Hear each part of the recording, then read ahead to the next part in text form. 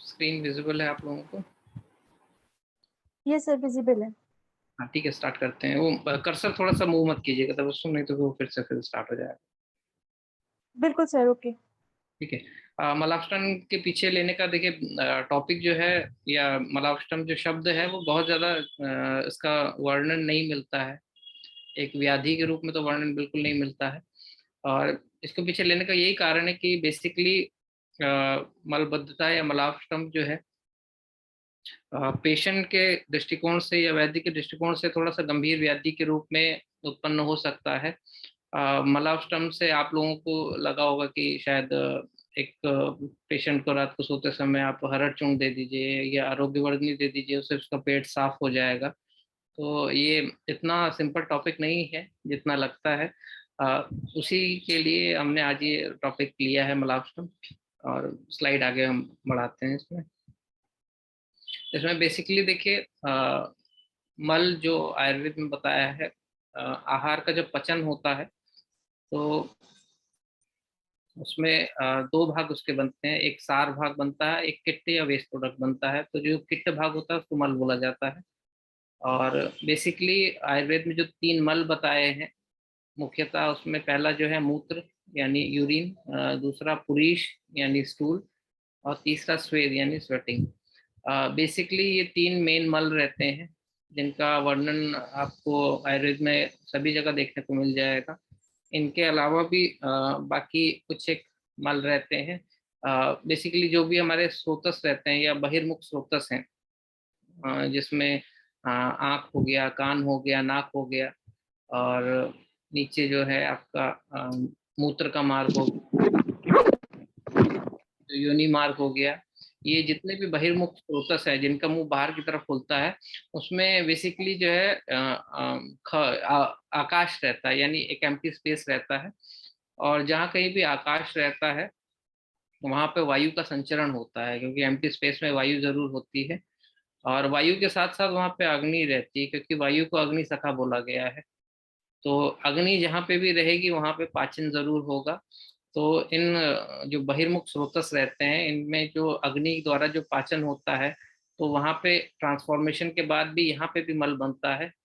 तो इसमें भी इनको भी मल संज्ञा दी गई है। इसमें जैसे कान का मल हो गया या नाक का सिंगाणक हो गया। अ, बाकी आर्तव और सोतस या आर्तव के मार्ग में भी मल रहता है। ये सब भी मल के इसको भी मल कहा जाता है। और ये जो बहिर्मुख स्रोतस के मल हैं, इनका बेसिक जो बल रहता है, या इनका जो मतलब ये स्ट्रेंथ जो है अपनी, ये जो हमारे तीन मल बताए गए हैं मूत्र पुरी स्वेद, इनके बल पे इनका बल डिपेंड रहता है। अगर जो मेन तीन मल है वो बढ़ेंगे तो ये भी बढ़ेंगे। तो इस वजह से इन सभी को मल के दृष्टिकोण से देखना जरूरी है। मल का एक मैं बड़ा अच्छा सा एग्जांपल आपको दूंगा, कॉमन सा एग्जांपल है। जब आप कभी चावल आप बर्तन में गर्म करके बनाते हैं, तो जब चावल जो है उबलने लगता है तो उसमें एक झाग तैयार होता है, और बर्तन के कोने पे जाके वो झाग चिपक जाता है।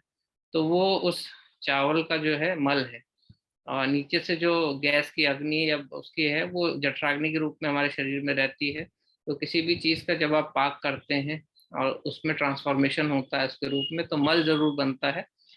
तो इस की ही कल्पना जो है शरीर में मल के रूप में की गई है। और मल जो है शरीर के लिए बहुत ज्यादा इम्पोर्टेंट है, क्योंकि देखिए शरीर जो है तीन स्तंभों पे खड़ा है। पहला दोष है, दूसरा धातु है, तीसरा मल है। जितना दोष और धातु इम्पोर्टेंट है उतना मल भी इम्पोर्टेंट रहता है। ऐसा नहीं है कि दोष और धातु से ही सब कुछ चलता है। क्योंकि किसी भी चीज का अगर पाक या पचन होता है तो उसमें से सार भाग बनता है और पित्त भाग, जैसे मैंने बताया। तो वेस्ट प्रोडक्ट बनना बहुत जरूरी है, तभी जो सार भाग है शुद्ध होगा वो। और मल में भी अगर मल जो है ये समावस्था में रहता है तो फिर वो शरीर के लिए फायदेमंद रहता है।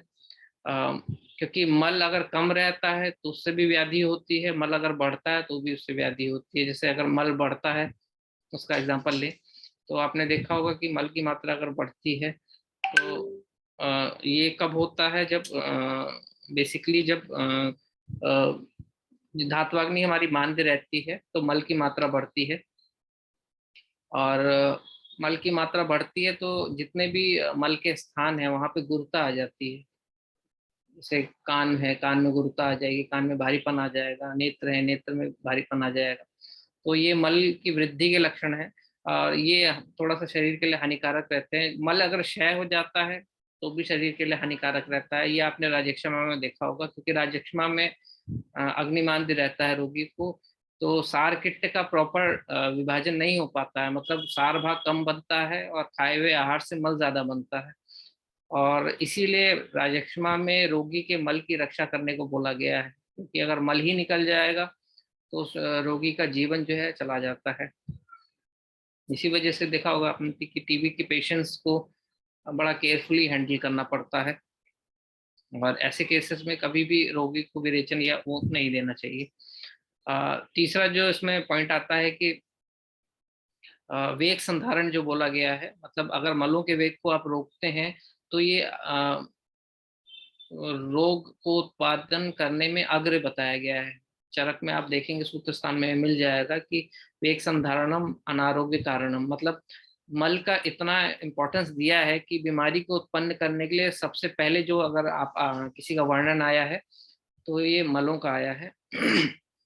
बेसिकली होता क्या है कि मल जो है हमारे शरीर का वेस्ट प्रोडक्ट है। एक जनरल सी आम भाषा में बताऊंगा कि जो भी वेस्ट प्रोडक्ट है वो शरीर उसको बाहर निकालना चाह रहा है शरीर से, और अगर मलावस्तंभ आपको रहता है या मल की संचिति होती है तो धीरे धीरे करके कुछ सालों में ये जो है शरीर के लिए नुकसानदायक होता है। क्योंकि देखिए मल अगर प्रॉपरली बाहर नहीं निकला शरीर से तो फिर वो वापस एब्जॉर्ब होने लगता है, और सालों साल अगर ये प्रक्रिया होती है तो जो मल है वो विष रूप घातक भी हो सकता है। धीरे धीरे एक एक ऑर्गन्स में वो चीज दुष्टि करने लगती है, क्योंकि मल जहां भी रहेगा वहां दुष्टि करेगा, और मल को सीधे सीधे विष की संज्ञा भी दी गई है, तो ये विष के समान हानिकारक होता है। अब हम मलावष्टंग के प्रकार देख लेंगे। देखिए आम भाषा में अगर रोगी आपके पास आता है तो कहता है कि सर हमारा पेट साफ नहीं होता है, या मल करने के बाद फिर से मल त्याग की इच्छा होती है। लेकिन एक वैद्य होने के नाते आपको मलावस्तंभ कितने प्रकार का है इसमें डिफरेंशिएट करना बहुत जरूरी है। इसमें बेसिकली 3 जो है वो प्रकार किए जाते हैं प्रैक्टिकली मलावस्तंभ के या मलबद्धता के या कॉन्स्टिपेशन के 3 प्रकार किए जाते हैं। पहला है रूक्ष है, दूसरा साम है, तीसरा मानसिक है। रूक्ष मलावस्तंभ वो रहता है जिसमें जो मल है वो रूक्ष हो जाता है, यानी सूखा रहता है। इसमें बेसिकली सूखा इन द सेंस, जैसे आपने सुना होगा या देखा होगा जैसे बकरी का मल रहता है अजाशकृत समम, मतलब बकरी के मल की तरह, जैसे गुठली वाला मल जैसे आप स्क्रीन पे भी देख रहे हैं, और ये बकरी के मल के समान रहता है, सूखा रहता है। बेसिकली इसमें वात और पित्त की दुष्टि होती है, और वायु का जो कार्य है वायु विभजते, यानी वायु जो है विभाजन करता है। तो उसमें जो वात पित्त दुष्टि रहती है उसमें बेसिकली जो वायु रहती है वो मल का विभाजन करती है, मतलब छोटे छोटे टुकड़ों में मल को तोड़ देती है। पित्त जो है इसमें जो है उष्णता की वजह से इसको इसमें से जो स्नेह भाग है उसको सोख लेता है, इसलिए मल जो है रूक्ष होता है, हार्ड होता है, और वात पित्त की वजह से ये काला रहता है। आपने सुना होगा कि बहुत सारे रोगियों में रूक्ष मल की हिस्ट्री मिलती है। रोगी लिटरली बताता है कि मैं 3-3 4-4 दिन मोशन को नहीं जाता हूँ, और जब कभी मोशन जाता हूँ तो गुठलियां पड़ती हैं मोशन में। गुठली शब्द यूज करता है नॉर्थ इंडिया में हमारे यहाँ, और महाराष्ट्र में अगर आप रोगी से बोलेंगे तो वो बोलता है कि खड़े पड़ते हैं हमारे मल में। तो खड़े इन द सेंस पत्थर को बोला जाता है। तो टिपिकली रोगी ये बताता है कि ऐसा गुठली पड़ रही है मल में या गांठें आ रही मल में। तो आप उससे पूछेंगे कि अगर बकरी की मल की तरह होता है तो बोलता है हाँ ऐसा होता है। दूसरा जो मलावस्तंभ है वो साम, यानी आम के साथ जो है ये मलावस्तंभ रहता है, और इसमें क्या रहता है कि क्योंकि देखिए साम है तो कहीं ना कहीं कफ रहेगा, तो वात कफज दृष्टि से ये मिलता है। मतलब ये है कि इसमें इसके जो कुछ लक्षण है वो मैं बताता हूँ कि अल्प वर्चस्व, मतलब कि मल की मात्रा जो है सेटिस्फैक्ट्री नहीं रहती है। मतलब खाना ज्यादा खाता है, मल कम बनता है, और रोगी बोलता है कि मल जो है कम बन रहा है, बार बार जाने का मन कर रहा है मेरा मल त्याग के बाद। और प्रवाहन यानी बहुत ज्यादा ताकत से वो मल त्याग करने की कोशिश करता है। मल कम इसलिए बनता है क्योंकि देखिए मल तो प्रॉपर बनता है, लेकिन वो मल चिपचिपा स्वभाव का होता है, और चिपचिपा होने के कारण जो है वो आंतों में चिपक जाता है मल, और आंतों में चिपकने की वजह से फिर वो पूरी तरीके से बाहर नहीं निकल पाता है, फिर आंतों में पड़े पड़े उसमें फर्मेंटेशन होता है। फाउल स्मेलिंग गैसेस रहती हैं ऐसे पेशेंट में। साम जो वायु रहती है जिन पेशेंट्स में, वो बताता है कि सर गंदी बदबू आती है मेरे गैसेस में से, मेरे फार्टिंग में से। तो इस तरह के जो रोगी रहते हैं बेसिकली वो अ, साम मल यानी दूसरे प्रकार के मलापस्टम के रहते हैं। और क्योंकि देखिए सामता यानी मतलब मल जो है प्रॉपरली पाचन नहीं हो पाया है उसका, और कोई भी चीज अगर अधपकी रहती है तो उसमें बदबू जरूर आती है, इसलिए ऐसा मल जो है वह दुर्गंधित रहता है, और इसकी जो वायु रहती है वो भी दुर्गंधित रहती है। तीसरे प्रकार का जो मलस्टम्भ है वो है मानसिक रहता है, क्योंकि देखिए शरीर और शरीर और बुद्धि जो है साथ में चलती है। शरीर स्वस्थ रहेगा तो बुद्धि स्वस्थ रहती है। और देखा होगा आपने बहुत सारे रोगियों को कि जिस तरीके से आईबीएस के पेशेंट में किसी भी अवस्था में, जैसे उसको ऑफिस के लिए जाना है या किसी मीटिंग में जाना है, कभी ट्रैवलिंग में जाना है, तो घबराहट होकर उसको लूज मोशंस होने लगते हैं। इसी के अपोजिट एक मानसिक मलापस्टम्भ रहता है, जिसमें मन की स्थिति के अकॉर्डिंग जो है रोगी को कॉन्स्टिपेशन देखने को मिलता है। तो बेसिकली बुद्धि जो है वो मज्जा का अवयव है, यानी मज्जा तंतु से बना रहता है, तो उसमें मज्जा तंतुओं में जब कभी वात दोष का प्रकोप होता है तो ऐसा मलापस्टम्भ देखने को मिलता है। इसमें दोनों ही तरह के मल देखने को मिल सकते हैं, रूक्ष भी मिल सकता है, शाम भी मिल सकता है, इसलिए मोर बद्धम मोर द्रवम मैंने एक शब्द यूज किया है। बेसिकली ये आंत्र शैथिल्य की वजह से होता है, क्योंकि आंत्र या इंटेस्टाइन और ब्रेन दोनों का रिलेशनशिप रहता है, क्योंकि पक्वाशय जो है या आंत्र जो है, बड़ी आंत्र वायु का स्थान है, और वायु का एक गुणकर्म है नियंता प्रणेता च मनसा। तो ये जो गुणकर्म है वायु का, इसकी वजह से जो है मानसिक मलावष्टम्भ देखने को मिलता है। तो ये तीन साधारणतया जो है मलावष्टम्भ के बेसिक प्रकार रहते हैं। तो आपको आपके रोगी में ये तीन तरह के से जो मलावष्टम्भ बताए हैं मैंने, इसमें से कौन सा मलावष्टम्भ है ये जानना बहुत जरूरी है, तभी मलावष्टम्भ की चिकित्सा जो है वो सफल रह पाती है। अब थोड़ा सा इनके कारण मैं आपके साथ शेयर करूंगा। ये देखिए जितने भी चीजें मैं यहाँ शेयर कर रहा हूँ उसमें ग्रंथ से आपको थोड़ा सा आपको इसमें कम ही मिलेगा इसमें, क्योंकि कुछ एक टॉपिक जो है वो थोड़ा सा प्रैक्टिकली ओरिएंटेड रहते हैं, और ग्रंथ में उसमें डायरेक्टली कुछ आपको इन्फॉर्मेशन नहीं मिलेगी, लेकिन फिर भी मैं थोड़ा सा ग्रंथ के नजदीक रह के मैं समझाने का प्रयास करूंगा। पहला देखिए जो रूक्ष मलापस्टम्भ है, जैसे मैंने बताया कि वात और पित्त की दृष्टि होती है, तो इसमें बेसिक जो कारण रहते हैं कि जो रूक्ष आहार लेते हैं, जैसे आज के ज़माने में जैसे चिप्स वगैरह बहुत ज़्यादा खाते हैं, या फ्राइड चीज़ें बहुत ज़्यादा खाते हैं, कुरकुरे हो गया, ये रूक्ष रहता है। तो इसमें स्नेह का अंश ना के बराबर रहता है, तो जैसा आप खाना खाएंगे वैसा मल तैयार होगा। इसकी वजह से ही ये रूक्ष मलापस्टम्भ देखने को मिलता है। व्याधिकर्षण अगर रोगी का हो गया और बहुत लंबी समय से अगर कोई व्याधि है, तो उसमें क्या रहता है कि किसी भी चीज में, किसी भी व्याधि में जीर्णत्व अगर आ जाता है तो उसमें वात का संसर्ग होने लगता है, और वात का संसर्ग होने की वजह से जो वात दोष है वो आपके धातुओं को भी दुष्ट करता है और मल को भी दुष्ट करता है। तो जैसे शरीर में आपने देखा होगा, कोई भी क्रोनिक इलनेस आप पकड़ के देख लीजिए जिसका मॉडर्न साइंस में ट्रीटमेंट अवेलेबल ना हो, तो रोगी का धीरे धीरे कर्षण यानी वजन कम होने लगता है। जैसे किसी भी रोग में आप देख सकते हैं जो क्रोनिसिटी रहती है, तो उसके कारण ये देखने को मिलता है। फिजिकल एक्टिविटी अगर बहुत ज्यादा हो तो उससे भी रूक्ष मलापस्टम्भ देखने को मिलता है। बेसिकली ग्रीष्म ऋतु में व्यायाम वगैरह मना किया गया है, और क्योंकि वात का संचय रहता है, रूक्षता रहती है एनवायरमेंट में, तो ऐसे कंडीशंस में अगर व्यक्ति एक्सेसिव व्यायाम करता है, क्योंकि अर्धशक्ति व्यायाम बोला गया है आयुर्वेद में, तो ऐसे में रूक्ष मलावष्टंभ देखने को मिलता है। वृद्धावस्था में वायु, क्योंकि वृद्धावस्था जो है वात का रहता है, वात का जो गुण है वो रूक्ष रहता है, तो ऐसे में जो है नेचुरल तरीके से रूक्ष मलावष्टंभ देखने को मिलता है। जीर्ण ज्वर में मलावष्टंभ देखने को मिलता है। ये बहुत अच्छा एक कॉज है। देखा होगा आपने कि रोगी को रूक्ष मलावष्टंभ की हिस्ट्री रहती है, मतलब गुठली वाला मल होता है, और हिस्ट्री में रोगी बताता है कि सर बहुत सालों से शाम के टाइम पे मुझे बुखार आता है, और बुखार ऐसा है कि बाहर से कुछ नहीं रहता है लेकिन अंदर से गर्मी सी रहती है, बदन टूटता है। तो ये जो बदन टूटने वाला शब्द है या अंतर्वेगी जो ज्वर है, ये जीर्ण ज्वर के लक्षण है। जब कभी भी ज्वर आपको होता है और उसका या तो प्रॉपर ट्रीटमेंट ना हो तो जीर्ण ज्वर होता है, या फिर थोड़ा सा लीन ज्वर भी इसमें मैं समावेश कर लेता हूँ कि बुखार से पहले ही अगर आप बुखार की औषधि दे देते हैं डर के मारे या बिना किसी उसकी वजह से, तो जो दोष हैं वो लीन हो जाते हैं धातुओं में। फिर जो दोष 6-7 दिनों में आपके शरीर से बाहर जाने चाहिए वो धातुओं में ही बलहीन होने की वजह से पड़े रहते हैं, और जब कभी भी फिर फेवरल कंडीशन आती है तो उनका प्रकोप होता है। तो ऐसे जो जीर्ण ज्वर रहते हैं उनमें रोगी में मलावष्टंभ जरूर देखने को मिलता है।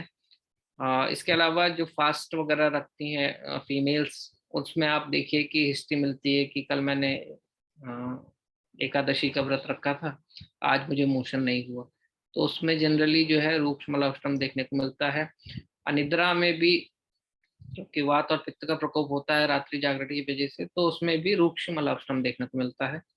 साम मलावष्टंभ में स्थौल्य, मैंने पिछले अपने लेक्चर में बताया था, सॉरी, कि जो स्थूल या मोटे आदमी रहते हैं उनका जो गुद प्रदेश है वहां पे जो रेक्टम का पार्ट है उसको, उसके अराउंड जो है फैट ग्लोब्यूल्स रहते हैं, और उसकी वजह से क्या रहता है कि रेक्टम का पार्ट जो है वो दबने लगता है, उस पर प्रेशर पड़ता है तो प्रॉपरली वायु का निष्कासन नहीं हो पाता है।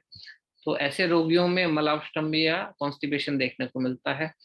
और इनका जो कॉन्स्टिपेशन है बेसिकली जो है थोड़ा सा सामता की तरफ रहता है, क्योंकि इनकी अग्नि भी जो है मंद रहती है।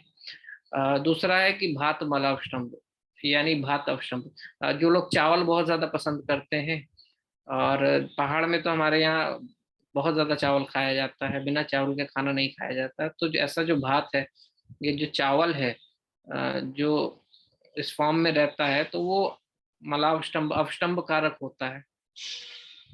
चावल जो आजकल के जो परिप्रेक्ष्य में मिलता है वो अम्ल विपाकी रहता है, पॉलिश्ड चावल रहता है, और नवीन चावल या नया रहता है। तो ऐसा जो चावल है, और दूसरी बात है कि चावल बनाने की जो प्रक्रिया है वो बंद बर्तन में या कुकर में बनाया जाता है, तो इसकी वजह से क्या है जो चावल है वो अवष्टंभ कारक हो जाता है, तो उससे भी साम मलावष्टंभ देखने को मिलता है। व्यसन एक इसमें पार्ट है कि अल्कोहल वगैरह बहुत ज्यादा जो लोग लेते हैं उसमें क्या रहता है कि यकृत की क्रिया जो है हैम्पर हो जाती है, तो उसकी वजह से अवष्टंभ देखने को मिलता है। गुटखा खैनी जो लोग खाते हैं उसमें भी यकृत की क्रिया हैम्पर हो जाती है, सेंट्रल नर्वस सिस्टम जो है उसके कार्य पे असर पड़ता है, तो इंटेस्टाइन के मूवमेंट्स जो है वो प्रॉपर नहीं हो पाती हैं। और खैनी वगैरह खाने से क्या रहता है कि जो पिष्टमय पदार्थ हैं, जो पिष्टमय का मैंने एग्जांपल आपको लास्ट टाइम भी दिया था, जैसे बेसन की जो लेयर बना के पकौड़ी वगैरह तली जाती है, जो मतलब पतले पिष्टमय पीठी जैसे जो पदार्थ हैं उनका पचन में स्पेशली दिक्कत होने लगती है, वो फिर फर्मेंटेशन होके फिर वो साम मलावष्टंभ करता है।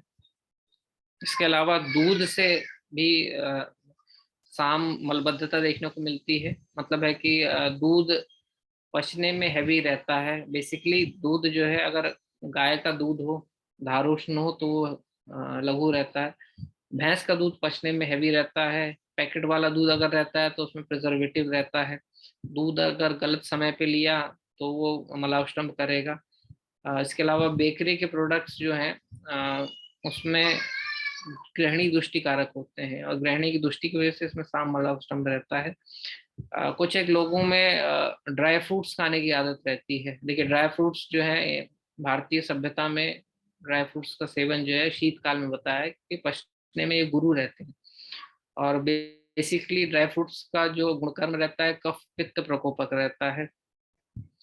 तो अगर साल भर कोई ड्राई फ्रूट्स ले रहा है तो जाहिर सी बात है कि अग्नि जो है हर सीजन में अलग अलग रहती है, तो ऐसे में जो है वो ड्राई फ्रूट्स पच नहीं पाता है। इसी कैटेगरी में एक च्यवनप्राश रसायन भी आता है कि साल भर अगर आप च्यवनप्राश रसायन खा रहे हैं और रात में, कुछ लोग रात में च्यवनप्राश खाते हैं और ऊपर से दूध पीते हैं, 9 बजे खाना खाते हैं, 10 बजे च्यवनप्राश खा के दूध पीने लगते हैं। और ऐसी उसमें कंडीशंस में वो चीजें जो है पचती नहीं है, पचेंगी नहीं तो फिर वो अगले दिन जो है शाम मलाष्टम जरूर करेंगी। कृमि बहुत सारे रोगियों में देखने को मिलता है, स्पेशली बच्चों में। कृमि की वजह से, क्योंकि कृमि जो है उसमें भी बच्चों की कफ की वजह रहती है, और कफ की वजह से जो है नीचे जो मल का भाग है उसमें कृमि होने की वजह से जो है आंतों की मूवमेंट जो है प्रॉपर नहीं रह पाती है, यानी पेरिस्टालसिस प्रॉपर नहीं रहती है, तो उसकी वजह से जो है कृमि देखने को मिलता है। और उसकी वजह से जो है मलाष्टम भी देखने को मिलता है इसमें।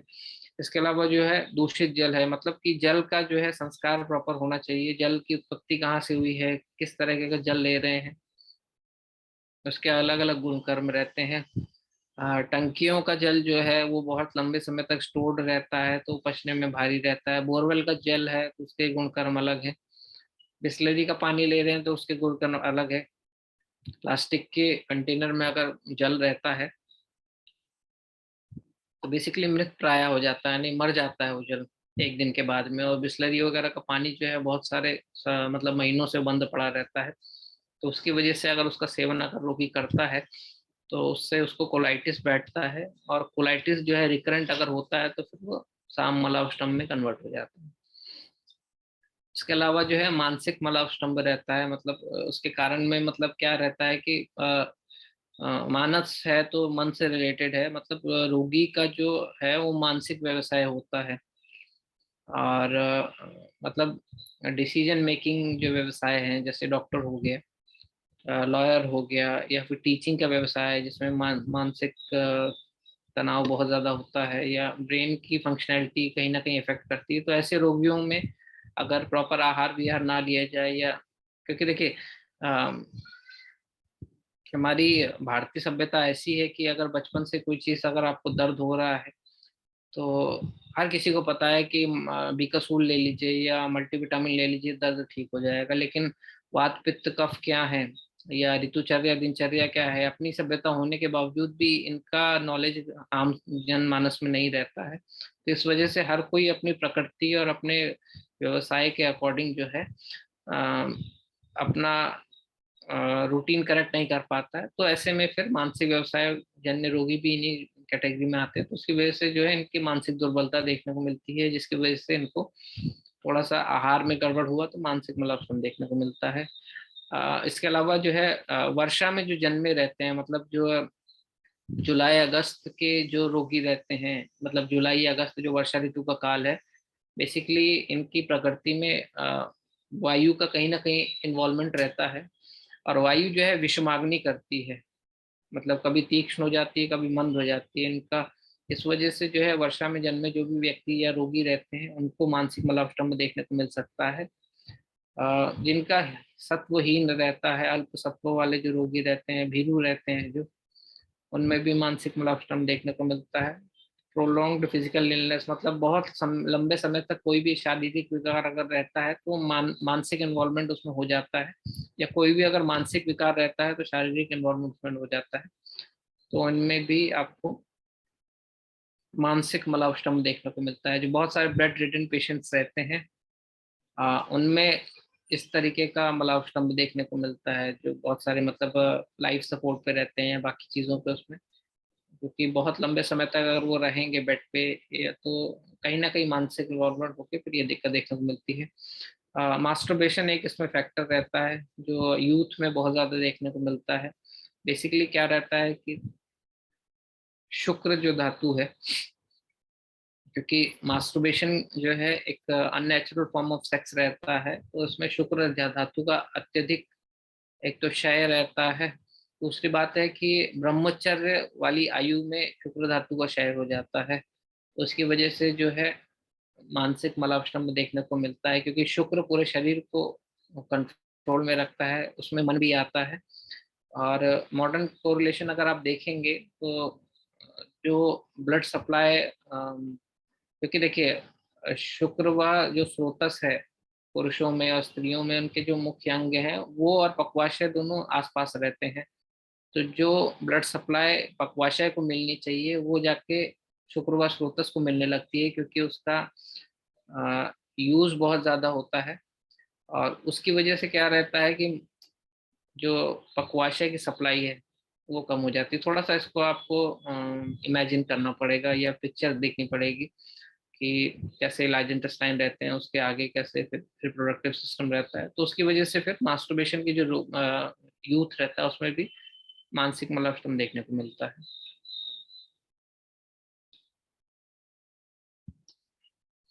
अब थोड़ा सा मलाष्टम के लक्षण हम देख लेंगे। बेसिकली जो प्राकृत मल रहता है वो कैसा होना चाहिए, तो छोड़े हुए केले के समान, जैसे मतलब केला रहता है, केले के फॉर्म में अगर मल आता है तो उसको प्राकृत मल बोला जाता है। और मल जो है पानी पे तैरना चाहिए, क्योंकि मल पे जो है वायु और अग्नि का संस्कार होता है, उसमें कटु भावना होती है। पक्वाशय जो है कटु भाव होता है, वहां पे कटुता आती है पक्वाशय में पड़े कीट में। तो उसकी वजह से जो मल में जो है रूक्षता और लघुता या एम्प्टीनेस आ जाता है। उसकी वजह से मल जो है वो थोड़ा सा लघु हो जाता है। तो इस प्रकार का मल जो है जल पे तैरना बहुत जरूरी है। तो ये प्राकृत मल के लक्षण हैं। दिन में अगर एक बार अगर मल त्याग के लिए जाते हैं, मलाष्टम के लक्षणों में सबसे कॉमन लक्षण है वो है कि कृते अपि अकृत संज्ञता। मतलब रोगी बोलता है कि मैं मोशन करके आया हूँ, फिर भी ऐसा लगता है कि मैं मोशन नहीं करा है, यानी पूरी तरीके से सेटिस्फेक्शन नहीं मिल पाता है। ये जो है ये बेसिक लक्षण मलाष्टम का रहता है। फिजिकली अगर आप ऐसे रोगी को परीक्षण करते हैं तो जो मैकबर्नीस पॉइंट रहता है, जहाँ पे अपेंडिक्स रहता है, राइट साइड में एब्डोमेन में, लोअर एब्डोमेन में राइट साइड में मैकबर्नीस पॉइंट जो है वो आप अगर सरफेस मार्किंग देखेंगे तो आपको पता चल जाएगा। बेसिकली ये जो स्थान रहता है इसको पक्वाशय का स्थान समझना चाहिए। मतलब यहाँ पे जो है लार्ज इंटेस्टाइन और स्मॉल इंटेस्टाइन मीट करते हैं, तो यहाँ पे पक्वाशय का स्थान माना जाता है। तो यहाँ पे अगर आप उदर परीक्षण करते हुए रोगी को पाल्पेट करते हैं तो यहाँ पे उसको या तो गुरुता मिलती है या स्पर्श असह्यता मिलती है, या हाथ लगाया तो पेशेंट बोलता है या तो भारीपन है, या फिर यहाँ पे वो हाथ नहीं लगाने देता है, इतना दर्द होता है। तो ये जो है ये मलाष्टम के लक्षण रहते हैं। रोगी के हिसाब से, मतलब कुछ रोगी बताता है, कुछ लक्षण आपको प्रश्न परीक्षा द्वारा, जैसे मैंने बताया था कि मल किस तरह से रहता है, तैरता है या नहीं तैरता, ये प्रश्न के द्वारा आपको रोगी से पूछना रहता है। जो तीसरा पॉइंट है वो स्पर्शन परीक्षा द्वारा आपको पता चलता है। ये थोड़ा सा इम्पोर्टेंट स्लाइड है। मलाव स्तंभ जो है, जैसे मैंने आपको बताया था कि इतना सिंपल नहीं है जितना लगता है। इसके जो कॉम्प्लिकेशंस रहते हैं उसमें देखिए सारे वाइटल ऑर्गन्स या सारे जो मर्म है वो इन्वॉल्व रहते हैं, जिसमें ब्रेन हो गया, आईज हो गया, लंग्स हो गया, हार्ट हो गया, स्किन हो गया। बेसिकली सारा एक ऑर्गन इसमें इन्वॉल्व रहता है, लेकिन फिर भी जो मेन मेन ऑर्गन्स हैं या जिनका कोरिलेशन करना थोड़ा सा मुश्किल जाता है प्रैक्टिस में, वो मैंने यहाँ पे मेंशन किए हैं। सबसे पहले देखिए हम ब्रेन और आइस का ले लेते हैं। ब्रेन जो है वो मज्जा तंतु से बना हुआ है और आइस जो है वो भी मज्जा तंतु से बनी है, मतलब दोनों जो है मज्जा के अवयव हैं। तो बेसिकली क्या रहता है कि मलाव स्तंभ जो रहता है उसमें अपान वायु की दुष्टि होती है, और अपान वायु की जब दुष्टि होती है तो उसमें उदावर्त बैठता है, यानी जो वायु नीचे से निकलनी चाहिए वो नीचे से ना निकल के ऊपर की तरफ निकलती है। और ऊपर की तरफ जब वो निकलती है तो वो ग्रहणी को दुष्ट करती है। और ग्रहणी जो है हमारा डाइजेस्टिव सिस्टम का पार्ट है, जहाँ पे हमारा डाइजेस्टिव फायर रहती है। और ग्रहणी और मज्जा जो है दोनों का आपस में संबंध है, क्योंकि मज्जाधरा कला और ग्रहणी, ग्रहणी में ही मज्जाधरा कला रहती है। तो मज्जा के जितने अवयव हैं वो ग्रहणी की हेल्थ पे डिपेंड करते हैं। और कहीं ग्रहणी की दृष्टि रहती है तो मज्जा धरा कला अवयव दुष्ट रहता है और उसके मज्जा के अवयव, यानी ब्रेन जो है वो मज्जा का अवयव है, आइस जो है वो मज्जा का अवयव है, तो यहाँ पे दृष्टि देखने को मिलती है। इसलिए देखा होगा आपने कि जब रोगी का मलास्तंभ होता है तो रोगी के सर में दर्द, कभी कभी रोगी बताता है कि मुझे सर दर्द हो रहा है, या कभी कहता है कि मुझे आंखों में भारीपन सा हो रहा है। तो इसमें क्या रहता है कि क्योंकि वात की दृष्टि होती है तो ब्रेन में अर्ली डिमेंशिया के चेंजेस देखने को मिलते हैं। मतलब वायु और पित्त का जो कॉम्बिनेशन है उसकी वजह से क्या रहता है कि ब्रेन सेल्स जल्दी डेड होने लगती हैं। और अर्ली डिमेंशिया मतलब याददाश्त कमजोर होना, शॉर्ट टर्म मेमोरी लॉस, जो भी आपने देखा होगा कि आजकल यूथ में ये सब देखने को शुरू हो गया है। जो भी चेंजेस आपको 50 के बाद देखने को चाहिए वो 30 में देखने को मिलने लगे हैं। तो बेसिकली उसके पीछे एक मलावष्टम कारण रहता है। दूसरा जो है आंखों में फ्लोटर्स वगैरह देखने को मिलते हैं रोगियों में। और फ्लोटर्स से ये कहता है कि आंखों के सामने कुछ काले धब्बे या मच्छर जैसा दिखता है। जब कभी पेट साफ हो जाता है मेरा तो ये सब चीजें कम हो जाती हैं। तो ये भी मलावष्टम्भ की वजह से रहता है। मतलब विजन में जो तृतीय पटल है जहाँ पे रेटिना रहता है आंखों के, तो वहां तक जो है मलावष्टम्भ का असर रहता है। तो अगर तैयारियां पहले से हैं, इन द सेंस अगर रोगी को डायबिटिक रेटिनोपैथी है या डायबिटीज है उसकी वजह से आंखों पर असर आया है, और हाइपरटेंसिव रेटिनोपैथी है, मतलब आंखों में ब्लड वेसल्स में हाइपरटेंशन है, तो ऐसे केस में क्या रहता है कि कुछ एक फैक्टर्स रहते हैं जो सडन इन चीज़ों को ट्रिगर करते हैं जिसकी वजह से आईसाइट चली जाती है। तो जो उन फैक्टर्स में से एक फैक्टर जो है मलावष्टम्भ रहता है, इस वजह से इसको थोड़ा सा सीरियसली लेना बहुत ज़रूरी है। दूसरा है लंग्स, मैंने इसमें डाला है, और सीधे डेथ इसका मैंने कोरिलेशन इस स्लाइड में बनाया है। बेसिकली क्या रहता है देखिए कि जो फुफ्फुस जो है वो हो गया है, मतलब आमाशय और फुफ्फुस जो है, उर्दू जो काय है हमारी कफ का स्थान है। और कफ जो है वो क्योंकि द्रव या धातु रहती है, जल और पृथ्वी का महाभूत प्रधान रहता है, तो उसका जो मल है वो भी बेसिकली जो है वो मूत्र के रूप में शरीर से बाहर निकलता है। और मूत्र जैसे हमने बताया कि एक मल है हमारा, तो हमारे जो फुफ्फुस या लंग्स हैं उनका रिलेशनशिप इसी वजह से आपके मूत्राशय या ब्लैडर से रहता है। प्रैक्टिकली आपने कभी देखा हो या मॉडर्न साइंस का थोड़ा सा अगर आपको नॉलेज रहेगा तो उसमें देख सुना होगा आपने कि रोगी को कभी चेस्ट इंजरी अगर होती है, एक्सीडेंटल चेस्ट इंजरी वगैरह होती है, तो ऐसे रोगियों में इनको यूरिन से ब्लड आना शुरू हो जाता है। मॉडर्न साइंस भी इसको मानती है, लेकिन उनके पास ठोस कोई कोरिलेशन नहीं है। और जैसे चेस्ट इंजरी का परिणाम यूरिनरी ब्लैडर पे पड़ता है, वैसे ही उल्टा भी रहता है। जो बहुत सारे बीपीएच के पेशेंट रहते हैं, यानी बिनाइन प्रोस्टेटिक हाइपरट्रॉफी के पेशेंट रहते हैं, उनमें अस्थमा देखने को मिलता है। तो जैसे ऊपर से नीचे ये इफेक्ट करता है, नीचे से ऊपर ये भी इफेक्ट करता है। और क्योंकि फुफ्फुस जो है वो प्राणवायु स्रोतस के एरिया में आता है, इस वजह से जो है अगर मलावस्तंभ रहता है या मूत्र व स्रोतस पे कहीं ना कहीं इफेक्ट आता है और सीरियस इफेक्ट आता है, तो उसकी वजह से हमारी डेथ भी हो सकती है। तो इस वजह से ये यहाँ पे ज़रूरी हो जाता है। तीसरा जो है हार्ट से कोरिलेशन रहता है। बेसिकली क्या रहता है कि जो भी हमारे पक्वाशय में दुष्टि होती है उसका असर जो हमारा हृदय पे पड़ता है। इसमें कॉमन से एग्जांपल में जो अमीबिक डिसेंट्री वगैरह होती है, प्रवाहिका का ही एक रूप है, तो उसमें जब क्रोनिसिटी आ जाती है या बहुत ज़्यादा वो एक्यूट हो जाता है तो वो उसके अलावा जो है जो जंतु हैं या ऑर्गेनिज्म है वो यकृत की तरफ चले जाते हैं। तो अमीबिक डिसेंट्री के ही कॉम्प्लिकेशंस में अमीबिक लीवर एब्सेस देखने को मिलता है। और यकृत अगर कहीं गड़बड़ होता है तो फिर उसका असर जो है सीधा सीधा फिर हृदय पे पड़ता है। इसकी वजह से जो है मलावस्तंभ हृदय पे भी दृष्टि करता है।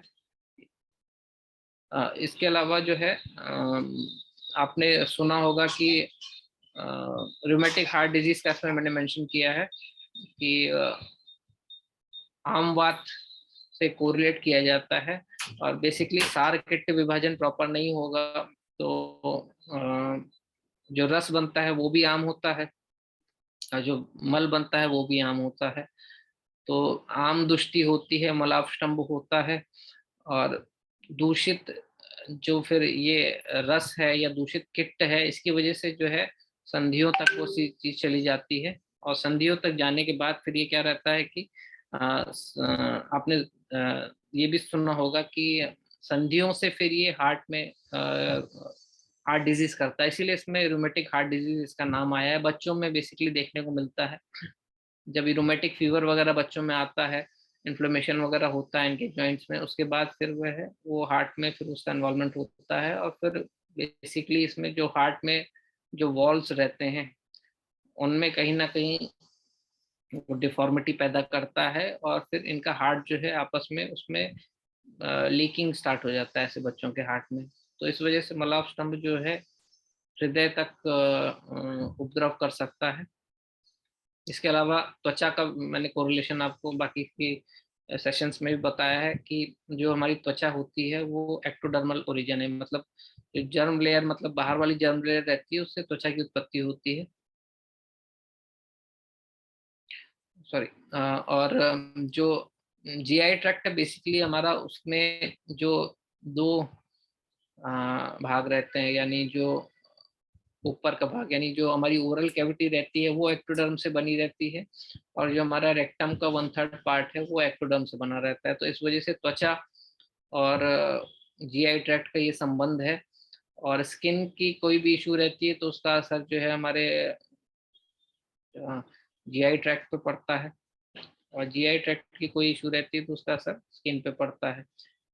देखा होगा आपने कि रोगी को अगर मलापस्टम्भ रहता है तो ऐसे रोगी का जो मल है वो सबसे पहली बात है, फिर जैसे मैंने इसका रिलेशन बताया था आपको कि लंग्स और यूरिनरी ब्लैडर में जो रिलेशनशिप है, तो मल जो है कभी भी संचित होगा तो पहले वो अगर प्रॉपर नीचे से नहीं निकलता है तो वो फिर शरीर में रीऑब्जॉर्ब होकर दूसरे साधनों से निकलने की कोशिश करता है। मतलब पहले वो लंग्स की तरफ जाता है और लंग्स से निकलने की कोशिश करता है। तो ऐसे रोगियों में कफ बहुत ज़्यादा देखने को मिलता है, खांसी के लक्षण मिल सकते हैं, या फिर क्रोनिसिटी बहुत ज़्यादा हो जाती है तो फिर उसमें मलापस्टम्भ सॉरी अस्थमा देखने को मिलता है। और लंग्स भी अगर वो चीज़ नहीं कर पाते हैं या कभी कभार लंग्स को बाईपास भी कर पाते हैं, ये कर जाते हैं, तो उसमें फिर ये त्वचा के जरिए जो है या स्वेद के जरिए जो है ये मल बाहर निकलने की कोशिश करता है। और उस सेंस में फिर वो त्वचा विकार करते हुए फिर मतलब उसका इंटरप्रिटेशन जो है वो त्वचा विकार रहता है। और देखने को तो वो स्किन डिजीज रहता है, लेकिन जो शरीर का मल बाहर जाना चाहिए वो शरीर की त्वचा से जो बाहर निकलने की कोशिश करता है तो फिर वो त्वचा विकार का रूप ले लेता है। तो ये सब जो बेसिक ऑर्गन्स हैं जिन पे मलापस्टम्भ का असर आता है वो यहाँ पे मेंशन है। तो ये स्लाइड का आप चाहें तो उसका स्क्रीनशॉट भी ले सकते हैं क्योंकि बहुत इंपॉर्टेंट स्लाइड है। और इसमें हर एक उसमें 3 से 4 सिद्धांत मिलके फिर ये चीज़ बनी है। तो ये कहीं आपको ग्रंथ में डायरेक्टली नहीं मिलेगी, लेकिन प्रैक्टिस में जब इस दृष्टिकोण से देख के अगर आप प्रैक्टिस करेंगे तो ज़रूर आपको ये रिलेशनशिप देखने को मिलेगा। अब थोड़ा सा हम इंडिविजुअल मलापस्टम्भ पे आ जाते हैं। फीमेल्स में जो मलापस्टम्भ देखने को मिलता है उसमें भी एज वाइज अलग अलग है। जो कुमारी यानी कुमारी के लिए जो कुमारी शब्द आया है, मतलब उनकी एक एज डिसाइड की गई है कि मेंसेस बेसिकली जिन फीमेल्स में स्टार्ट नहीं हुए होते हैं उनको कुमारी बोला जाता है। तो ऐसे फीमेल्स में मलापस्टम्भ देखने को मिलता है। बेसिकली क्या रहता है कि जब इनके मेंसेस स्टार्ट होने वाले होते हैं तो अगर आपको एनाटॉमी का थोड़ा सा याद होगा तो जो गर्भाशय रहता है, यूट्रस रहता है, उसके एक तरफ जो है मूत्राशय यूरिनरी ब्लैडर रहता है, दूसरी तरफ आपका पक्वाशय रहता है या लार्ज इंटेस्टाइन रहता है। तो गर्भाशय जो है अपना पोषण जो है मूत्राशय और पक्वाशय इन दोनों से लेती है। तो मेनार्के के टाइम पे क्या रहता है कि जो ब्लड सप्लाई है बेसिकली वो है आपका यूट्रस या गर्भाशय की तरफ जाती है, क्योंकि उनको मेंसेस स्टार्ट होने वाले होते हैं। लेकिन कभी कभार डेफिशिएंसी की वजह से या गलत खाने पीने की वजह से ब्लड जो है वो कम रहता है, या रस धातु जो है उसकी दुष्टि रहती है या कमी रहती है, उसकी वजह से जो है प्रॉपर रस का अवयव जो है, क्योंकि स्तन्य और आर्तव जो है रस के उपधातु हैं, तो जो आर्तव है वो प्रॉपर नहीं बन पाता है। और ब्लड सप्लाई क्योंकि या जो पोषण है डायरेक्ट यूट्रस पे जाता है, तो बाकी जो अलग ऑर्गन है जैसे पक्वाशय है उसमें ब्लड सप्लाई कम हो जाती है, या मूत्राशय उसमें कम हो जाती है, तो ऐसे केस में जो है मलावटम फिर इन फीमेल्स में देखने को मिलता है। तो ऐसी फीमेल्स में बेसिकली आपको सिर्फ यापन करना है। ताप्यादि लौह आप देख सकते हैं इनमें, या लघुमालिनी वसंत जो है वो रस रक्त धातुओं को बल देता है, वसंत कल्प है। ये अगर आप स्टार्ट करते हैं तो इन फीमेल्स में फिर जो है मलावष्टम जो है वो करेक्ट हो जाता है। कुछ एक फीमेल्स में मार्ग अवरोध जन्य मलावष्ट ये मिलता है, तो वो भी सेम यही रहता है। तो इन दो द्रव्यों से वो चीज़ जो है वो करेक्ट हो जाती है। दूसरा जो है इसमें कि फीमेल्स में जब मेंसेस वगैरह स्टार्ट हो जाती हैं या वो एडल्ट हो जाती हैं, तो उनको थोड़ा सा मेंसेस से पहले मलावटम या कॉन्स्टिपेशन देखने को मिलता है। फिजियोलॉजी इसमें भी सब सेम ही रहती है कि ब्लड सप्लाई जो है आपके यूट्रस की तरफ ज़्यादा जाती है, इस वजह से जो है हाथों की तरफ मूवमेंट या ब्लड सप्लाई कम होने की वजह से उनका मूवमेंट कम हो जाता है, मलावटम देखने को मिलता है। और दूसरा एक इसमें एक कारण है कि मेंसेस के जो 5 दिन है उनकी हेल्थ कैसी रहती है। जो स्टार्टिंग के 25 दिन है आपके महीने के, वो अगर आप अच्छी तरीके से उसमें खाना पीना खाएंगे और सोना जागना या लाइफस्टाइल प्रॉपर रहेगा, तो जो आने वाले मेंसेस के 5 दिन है वो स्मूथली जाते हैं। तो इस वजह से या इस गड़बड़ी की वजह से खाना प्रॉपर या लाइफस्टाइल ना होने की वजह से फिर ये सब चेंजेस होते हैं। तो ऐसी फीमेल्स में अगर आप दाढ़ी मादी घृत देते हैं, दाढ़ी मादी घृत जो है पांडु का कल्प है, और इसके फलश्रुति में बताया गया है कि वात कफ गर्भ अनुलोमन ऐसा एक शब्द आया है। तो इस कंडीशंस में आप अगर रोगी को फीमेल्स को दाढ़ी मादी घृत सेवन करने को देते हैं तो इनकी मलावष्टम्भ की जो दिक्कत है वो सॉल्व हो जाती है। तीसरे में थोड़ा सा जो मैरिड फीमेल्स रहती हैं उनको देखिए जिम्मेदारियां वगैरह बहुत ज़्यादा रहती हैं, उसकी वजह से उनको कभी कभी मल का वेग अवरोध करना पड़ता है। कभी कभी क्या बहुत सारी फीमेल्स को हर वक्त कभी मूत्र का वेग उनका अवरोध होता है, कभी मल का वेग अवरोध होता है, तो उसकी वजह से क्या रहता है कि जो है मल जो है पड़ा पड़ा उसमें गर्मी पैदा होती रहती है और वो सूखता जाता है यानी रूक्ष होता जाता है। तो ऐसे केसेस में जो रूक्ष मलावष्टम्भ है वो देखने को मिलता है। तो इसमें अगर क्रोनिसिटी है बहुत ज्यादा तो उसमें बस्ती चिकित्सा करनी पड़ती है। साथ में जो मल मूत्र वेग अवरोध की जो चिकित्सा है वो यहाँ पे करने पे बहुत ज्यादा लाभ मिलता है। प्रेगनेंसी में देखा गया है कि बहुत सारी फीमेल्स को मलावष्टम्भ देखने को मिलता है। और प्रेगनेंसी एक ऐसी अवस्था रहती है जिसमें आपको बहुत ज्यादा सोच समझ के चिकित्सा करनी पड़ती है, या बहुत ज्यादा चिकित्सा द्रव्य कल्प नहीं दे सकते हैं।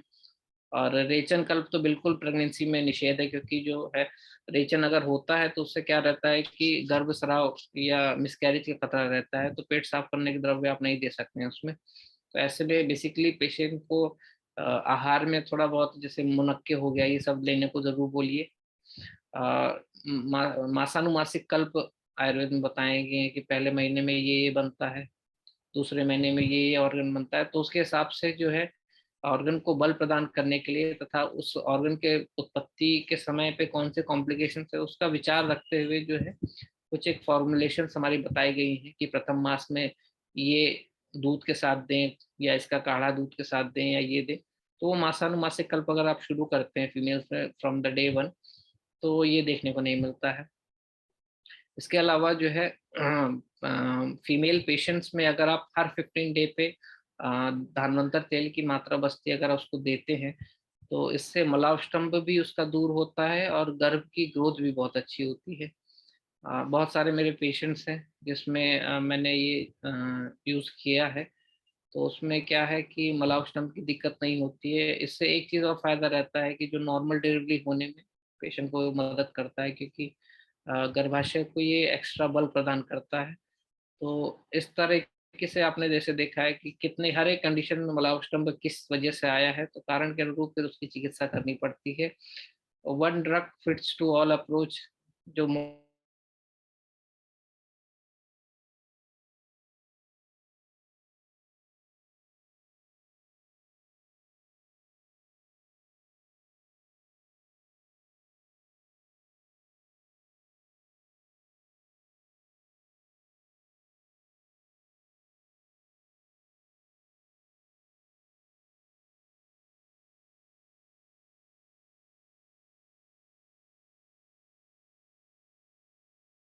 वर्धक रहता है।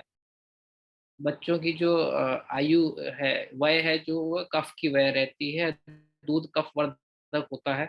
तो ऐसे में अगर गाय का दूध अगर बच्चा नहीं लेता है या माता का दूध भी अगर वो लेता है और माता का आहार विहार प्रॉपर नहीं है, माता जो है कफदुष्टि कर आहार विहार ले रही है, तो बच्चों को फिर इसमें मलावष्टम देखने को मिलता है। दूध में बच्चों में वैसे दूध जो है आपको जो कफ बढ़ाता है। और कुछ एक मीठे हेल्थ ड्रिंक्स वगैरह जो है जैसे हॉर्लिक्स हो गया, बॉर्नविटा हो गई, ये अगर आप दूध में मिला के बच्चों को देंगे तो दूध और जो है कफ प्रकोपक हो जाएगा। तो ऐसा दूध जो है डेफिनेटली बच्चों में मलावष्टम करता है। इसके अलावा जो ओवर फीडिंग बच्चों में की जाती है, जो वेल टू डू फैमिलीज रहती हैं, संपन्न परिवार रहते हैं, उसमें बच्चों को बहुत ज़्यादा ओवर फीडिंग के वो रहते हैं, तो उसके वजह से भी मलावष्टम्भ देखने को मिलता है बच्चों में। बेसिकली जो है इन सब कंडीशंस में साम मलावष्टम्भ यानी चिपचिपा, जैसा मैं बताया था ना स्टार्टिंग में, तो उस तरीके का मलावष्टम्भ देखने को मिलता है। कभी कभार सिजेरियन डिलीवरी के बाद बच्चों में मलावष्टम्भ देखने को मिलता है। उसके पीछे का रीज़न ये रहता है कि अ, जो सी सेक्शन है, डॉक्टर अमृता का शायद यहाँ पे ऑन है माइक। बच्चों का जो सी सेक्शन रहता है, सॉरी, फीमेल्स का जो सी सेक्शन रहता है वो एक तरीके से अप्राकृत डिलीवरी रहती है, और उसकी वजह से गर्भाशय का शोधन प्रॉपर नहीं हो पाता है। और गर्भाशय शोधन इसलिए नहीं हो पाता है क्योंकि वो सूती का परिचर्या फॉलो नहीं कर पाती हैं, क्योंकि बहुत सारे उसमें रहते हैं कि आपका सूचर है, आप पेट मत बांधिए, तेल मत लगाइए, इन्फेक्शन, डॉक्टर भी डरा देते हैं। उसकी वजह से क्या है, जो गर्भाशयगत कफ है जो प्राकृत डिलीवरी में शरीर से बाहर जाना चाहिए, वो बाहर नहीं जा पाता है। और बाहर ना जाने की वजह से वो वापस स्तनों में एब्जॉर्ब हो जाता है, क्योंकि स्तन और आर्तव दोनों रस के उपधातु हैं। स्तन से आर्तव, आर्तव से स्तन, ये बाई डायरेक्शनल फ्लो रहता है, तो वो वापस अ, अ, स्तनों में आता है, और स्तन के रूप में सबसे पहला जो डाइट है वो बच्चों में जाता है। तो फिर इस वजह से बच्चा जो डाइट लेता है उसकी वजह से उसको जो न्यूबॉर्न बेबीज रहते हैं उसमें मलावष्टन देखने को मिलता है। तो इसमें बेसिकली क्या करना है आपको, अगर न्यूबॉर्न है बच्चा, बच्चों को दवा नहीं दी जा सकती है, तो उसमें माता का खाना पीना आपको ठीक करना है। स्तन परीक्षा आप करनी है आपको। स्तन परीक्षा अगर आप करते हैं तो उससे क्या होता है कि जो कोई भी दुष्टि है उसके हिसाब से फिर वो दुष्टि करेक्ट करके फिर बच्चों को दूध पिलाएं। धारोष्ण दूध दें, गाय का दूध दें, पैकेट का दूध यूज ना करें, भैंस का दूध बिल्कुल यूज ना करें।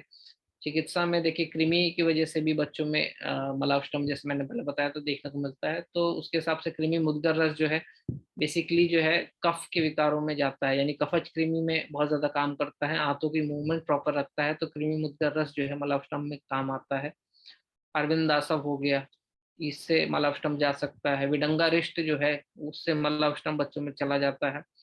अ, कृमि मुद्गर रस और विडंगा रिष्ट से जो है कृमि मर जाते हैं, लेकिन कृमि मरने के बाद उसका शरीर से बाहर निष्कासन जरूरी है। इसलिए आरगवत कपिलावटी एक आती है, कॉम्बिनेशन है अगस्ती फार्मा का, उसमें आरगवत है और कम्पिलक है। तो ये कॉम्बिनेशन जो है बच्चों के लिए बहुत अच्छा रहता है।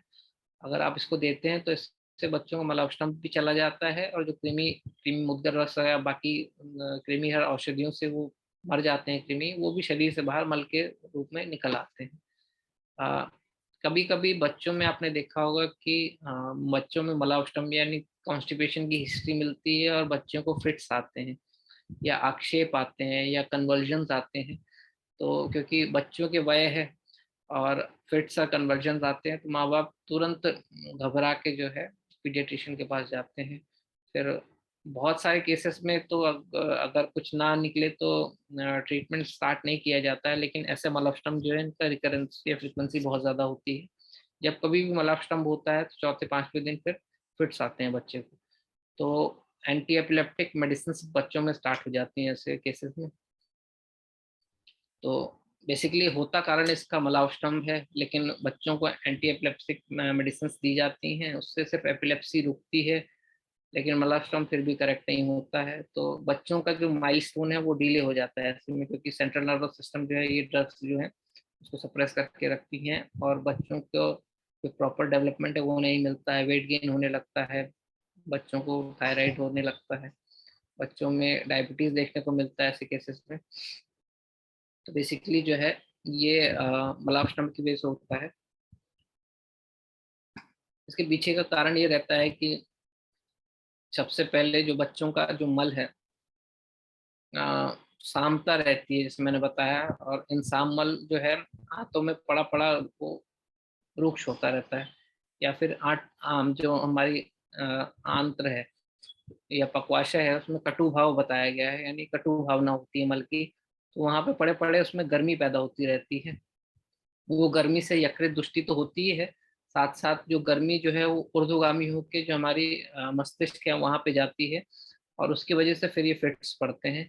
तो यहाँ पे जो है सोमनाथी ताम्र भस्म है, ताम्र भस्म का एक प्रकार है, वो बहुत ज्यादा उपयोगी पड़ती है। और हालांकि ताम्र भस्म जो है विषकल्प है, तो उसको थोड़ा सा आप नॉलेज अगर आपको अच्छी सी हो और सारा आपको अगर डायग्नोसिस बन चुका है कि मलावष्टम जन्य आक्षेप हो रहा है, तो ताम्र भस्म आप बच्चों में यूज कर सकते हैं। ताम्र भस्म जो है यकृत उत्तेजक है और कोष्ठ शुद्धिकर है, तो इसका बिल्कुल एक चमत्कारिक असर देखने को मिलता है।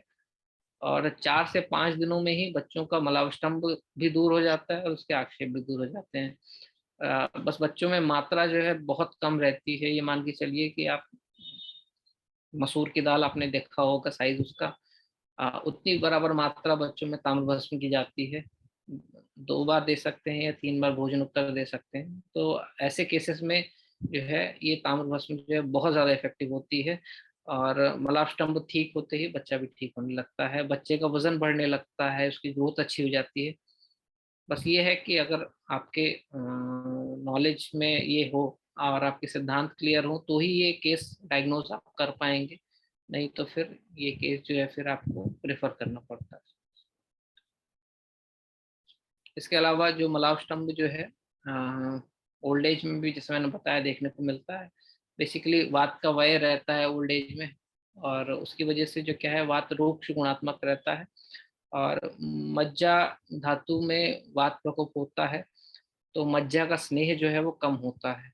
और मज्जा का जो स्नेह है यानी मज्जा जो है उसका जो मल है, उससे क्या है कि ये मेंशन है हमारे ग्रंथों में कि मज्जा के मल से जो है आंतों का जो है स्निग्धता आती है, यानी जो हमारा मल है उसमें जो स्निग्धता आती है कॉमन, वो बच्चों के उसकी वजह से होती है, मल की वजह से होती है। सॉरी, मज्जा का जो मल में मतलब मज्जा का जो मल रहता है वो पुरुष की स्निग्धता के लिए जिम्मेदार रहता है। और उसके लिए क्या रहता है कि ओल्ड एज में जब कभी भी रुक्षता वगैरह शरीर में रहती है, तो रुक्षता की वजह से क्या रहता है कि मल जो है रुक्ष होने लगता है। अनिद्रा का बहुत सारे ओल्ड एज में देखने को मिलते हैं, उसकी वजह से फिर ये रुक्ष मलावष्टम देखने को मिलता है। तो ये एक पहला कारण हो गया। दूसरी बात है कि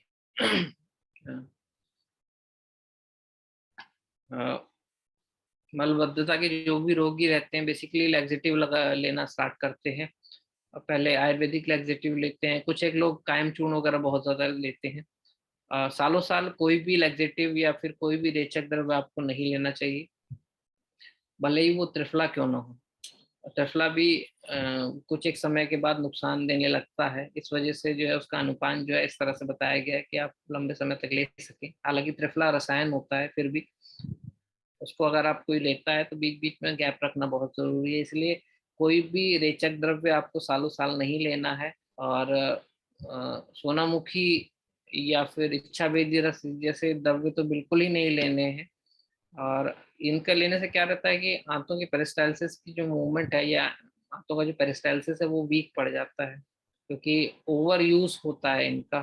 फोर्सफुली अगर किसी को काम कराने के लिए आप लगाते हैं तो एक दिन बाद या कुछ समय बाद उसका काम करना बंद हो जाता है। तो आंतों की बल की न्यूनता की वजह से फिर इनमें मलावष्टम्भ देखने को मिलता है ओल्ड एज में। तो ऐसे केसेस में अगर रूक्ष मलावष्टम्भ है, मतलब जैसे मैंने बताया जो फर्स्ट प्रकार है वो थोड़ा सा ट्रीट करने को इजी जाता है, तो उसमें आपको सिर्फ कुछ नहीं करना है। एक फॉर्मुलेशन है, इसको चिंचा लवण तेल भी बोला जाता है, पंचभौतिक चिकित्सा का ये कल्प है। इसमें क्या लेना है आपको, मूंगफली का तेल लेना है। मूंगफली का तेल क्योंकि मधुर रसात्मक रहता है, उसमें थोड़ा सा अम्ल रसात्मक इमली डालनी है, थोड़ा सा सेंधव डालना है और इनको पका के तेल तैयार करना है। तो ये तेल का सेंधव सॉरी सेवन अगर वो रोगी करता है या ओल्ड एज का पेशेंट करता है तो 3 से 4 दिन में इनका सालों साल पुराना जो मलावष्टम्भ है वो दूर हो जाता है। बस शर्त ये है कि वहाँ पे रूक्ष मलावष्टम्भ हो। अगर वो साम मलावष्टम्भ है तो उसमें फिर आपको अलग अलग चिकित्सा करनी पड़ती है, जो हम आप आगे देखेंगे, क्योंकि बेसिकली ग्रहणी दृष्टि होती है उसमें। और ओल्ड एज में जो ग्रहणी रोग है वो असाध्य बोला गया है, तो साम मलावष्टम्भ के रोगी में बहुत ज्यादा मेहनत करनी पड़ती है, तब जाके थोड़ा सा रिलीफ आता है। फिर भी अगर कुछ रेचन द्रव्य आपको कंटिन्यूस चलाने हो तो आप त्रिफला दे सकते हैं। और घृत और मधु का अनुपान के साथ त्रिफला देना है, वो भी असमान मात्रा में यूज करना है। फिर भी कुछ एक महीना जैसे आप अगर त्रिफला चलाते हैं तो 10 दिन उसको गैप जरूर करें, नहीं तो वो साथ में भी हो जाता है। और दूसरी बात है कि वो आंतों की मूवमेंट जैसे मैंने बताया था एक्सेसिव यूज और लैक्सेटिव वाली कैटेगरी में भी आ जाता है। तो इस वजह से जो है ओल्ड एज के मलावष्टम्भ देखने को मिलता है और उसमें ये चीज आप कर सकते हैं। अब मलावष्टम्भ की चिकित्सा देखेंगे। रूक्ष जैसे मैंने बताया था कि वात और पित्त की वजह से होता है, तो उसमें स्नेहन स्वेदन का बहुत अच्छा रोल है। बाहर से अगर रोगी अभ्यंग करता है यानी दिनचर्या अगर उसका अभ्यंग रहता है तो रूक्ष मलावष्टम्भ नहीं होता है। तो रोगी को आप रोज शरीर में तेल की मालिश, किसी भी तेल की मालिश वो कर सकता है अपने अकॉर्डिंग। केरला या साउथ में है तो नारियल के तेल की मालिश कर सकता है। महाराष्ट्र में वो भी मूंगफली के तेल जिसमें होता है वहाँ यूज होता है तो उसकी मालिश कर सकता है। हमारे यहाँ नॉर्थ में थोड़ा सा सरसों का तेल यूज हो सकता है तो उसकी मालिश भी कर सकता है। लेकिन अगर कुछ भी ना हो या सबसे बेस्ट जो कॉमन ऑयल अगर यूज करना हो तो सादा तिल के तेल की मालिश अगर रोगी रोगी करता है पूरे शरीर में, तो उससे क्या रहता है उसकी मज्जा धातु का स्निग्धत्व बना रहता है, वो मलाश्रम नहीं होता है। स्नेहन अकेला नहीं आया है, स्नेहन के साथ स्वेदन का हमेशा वर्णन मिलता है। स्वेदन क्या है, रोग स्रोतसों को खोलता है और स्नेह को पचाने में मदद करता है या स्नेह को सूक्ष्मगामी बनाता है। तो स्नेहन के साथ स्वेदन जरूरी है, इसीलिए बोला गया है कि मालिश करने के बाद आपको एक्सरसाइज करनी चाहिए, इससे स्वेदन होता है। या फिर सिकाई कर सकते हैं आप, उससे फायदा होता है। सॉरी। इसके अलावा जो समान वायु उसमें दुष्ट रहती है रूक्ष्म लाभष्टम में, तो रोगी को भोजन के मध्य में घी, जो हमारा गाय का घी होता है वो खाने के लिए दें, उसमें थोड़ा सा सेंधा रवा मिक्स कर लें। तो उसमें क्या रहता है कि जो मल है वो एंड प्रोडक्ट है, ऊपर आहार का पाचन प्रॉपर होगा, प्रॉपरली खा आप लेंगे वो चीज़, तो जो है मल जो है स्निग्ध होने लगता है। तो अगर समान काल में भोजन के मध्य में अगर आप घी रोगी को देते हैं, अग्नि के अनुसार अलग अलग रह सकता है। अग्नि अच्छी नहीं है, ओल्ड एज रोगी है तो 1 चम्मच दे दीजिए, नहीं तो 2 चम्मच गाय का घी दे दीजिए, उसके हिसाब से देते हैं तो ये करेक्ट हो जाता है। इसके अलावा बस्ती जो है वो यहाँ पे बहुत ज्यादा फायदा करती है, तो बस्ती का प्रयोग कर सकते हैं आप इसमें। दूसरा जो है साम मलावष्टम्भ का प्रकार है। इसमें जैसे मैंने बताया कि मल जो है चिपचिपा रहता है, मात्रा कम रहती है। बेसिकली इसमें अर्श, अतिसार, ग्रहणी ये तीनों ही रोग देखने को मिलते हैं रोगी में, तो उसके उपद्रव स्वरूप उनको मलाक्षम देखने को मिलता है। तो अर्श, अतिसार, ग्रहणी की जो भी चिकित्सा पिछले सेशंस में बताई गई है, वो अब अगर आप करते हैं तो उसमें आराम मिलता है। मल का पाचन या आहार का दीपन पाचन, अग्नि को दीपन करके आहार का पाचन करना जरूरी है। आहार पचेगा तो उसका मल अच्छा बनेगा। और साथ में इसमें रेचन द्रव्य अगर आप देते हैं तो इसमें वो करेक्ट हो जाता है। इसमें बेसिकली इसबगोल यूज कर सकते हैं, बहुत कॉमन यूज होता है घरों में। इसबगोल का देखिए नेचर रहता है कि वो द्रवता को एब्जॉर्ब कर लेता है, रूक्ष नेचर का रहता है। तो उसमें अगर इसबगोल आप देते हैं रोगी में, तो स्पेशली इस तरीके के मतलब स्टम्प में वो जो वहाँ की सामता है उसको एब्जॉर्ब करके वहाँ पे पार्थिवता थोड़ा सा लाता है, घनत्व लाता है, और फिर वो रोगी का मोचन होता है। हरितकी का बहुत अच्छा रोल है, जैसे मैंने आपको बताया था। हरितकी जो है दीपन पाचन गुण की है, यकृत उत्तेजन करती है। हरितकी लघु होती है, रूक्ष होती है, साथ में मलानुलोमन करती है। तो साम और मलाव स्तंभ में हरितकी का बहुत अच्छा रोल है, तो वो जरूर आप यूज कर सकते हैं। इसके अलावा मानसिक मलावष्टम्भ, जैसे मैंने बताया था, कारणों के अनुसार ही इसकी चिकित्सा भी है। सबसे पहला इसमें जो है ब्राह्मी तेल की शिरोधारा बहुत ज्यादा फायदा करती है। अगर आपको लग रहा है कि रोगी मानसिक व्यवसाय से ग्रसित है और उसको मानसिक व्यवसाय का रोगी है, और मलावष्टम्भ अगर आपको लग रहा है कि मानसिक है रोगी का, तो उसमें आप उसको ब्राह्मी तेल की शिरोधारा दीजिए। और 21 दिन शिरोधारा आप करते हैं तो उसका जो मलावष्टम्भ है वो परमानेंटली चला जाता है। इसके अलावा रसायन वाजीकरण चिकित्सा दे सकते हैं। ओल्ड एज पेशेंट है तो रसायन दे सकते हैं, या मास्टरबेशन की हिस्ट्री अगर रोगी में मिलती है तो आप उसको वाजीकरण चिकित्सा दीजिए। वाजीकरण चिकित्सा देने पे ही उसका मलावष्टम्भ ठीक होगा, ना कि उसको मलावष्टम्भ की चिकित्सा देने से। इसके अलावा जो भीरू पेशेंट है, अल्प सत्व के हैं, उनको सत्व प्रबल करिए, उनमें कॉन्फिडेंस बूस्टिंग करिए। तो जिस तरह से कॉन्फिडेंस बूस्ट होकर आईबीएस करेक्ट होता है, उसी तरह से कॉन्फिडेंस बूस्ट होकर फिर मानसिक मलावष्टम्भ ठीक हो जाता है। इसमें एक बहुत अच्छा कल्प है। बेसिकली क्या रहता है कि जो हमारी आंतें रहती हैं रक्त के मल से बनी हुई है। आप सुश्रुत में देख सकते हैं, शारीरिक स्थान में अवयवों की जो उत्पत्ति बताई है, उसमें ये बताया है कि आंतों की जो उत्पत्ति है वो रक्त के मल से होती है। तो रक्त को अगर आप बल देंगे तो आंतें बलवान होंगी। तो जिस तरीके से रक्त के मल से आंतें बनी है, तो उसी तरह जो मंडूर रहता है वो लोह का मल बोला गया है उसको रसशास्त्र में, मतलब लोह धातु का मल मंडूर है। तो लोह जो है वो रक्त को प्रबल करेगा। अगर मंडूर यूज करते हैं तो वो रक्त के मल को यानी आंतों को प्रबल करेगा। तो मंडूर और प्रवाल का जो कॉम्बिनेशन है, अगर ये अपान काल में आप रोगी को देते हैं, यानी भोजन से पहले सुबह शाम देते हैं, तो ऐसे रोगी में मानसिक मलावष्टम्भ जो है वो करेक्ट हो जाता है। प्रवाल जो है उसका भी गुणकर्म जो है थोड़ा सा पित्त शामक है, बल्य है। तो मंडूर के कॉम्बिनेशन के साथ जो ये कॉम्बिनेशन है, ये मानसिक मलावष्टम्भ में बहुत अच्छा काम करता है। ये आप ट्राई करके देख सकते हैं। इसके अलावा मैंने कुछ एक द्रव्यों का एक सूची जैसी बनाई है।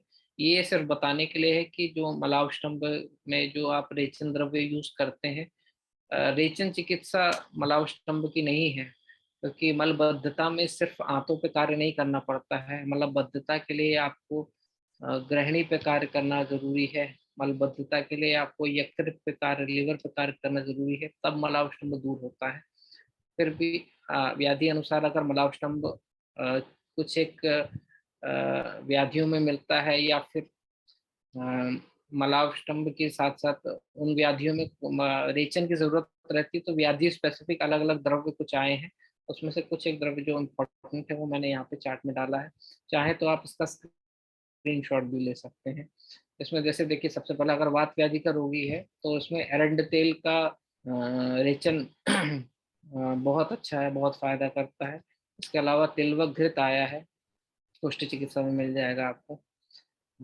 उस वो रोगी के वातानुलोमन के लिए बहुत अच्छा रहता है। ज्वर का रोगी है तो त्रायमाण आप देख सकते हैं, या फिर आरगवत दे सकते हैं। ये दोनों ज्वरग्न है और ये रेचन में फायदा करते हैं।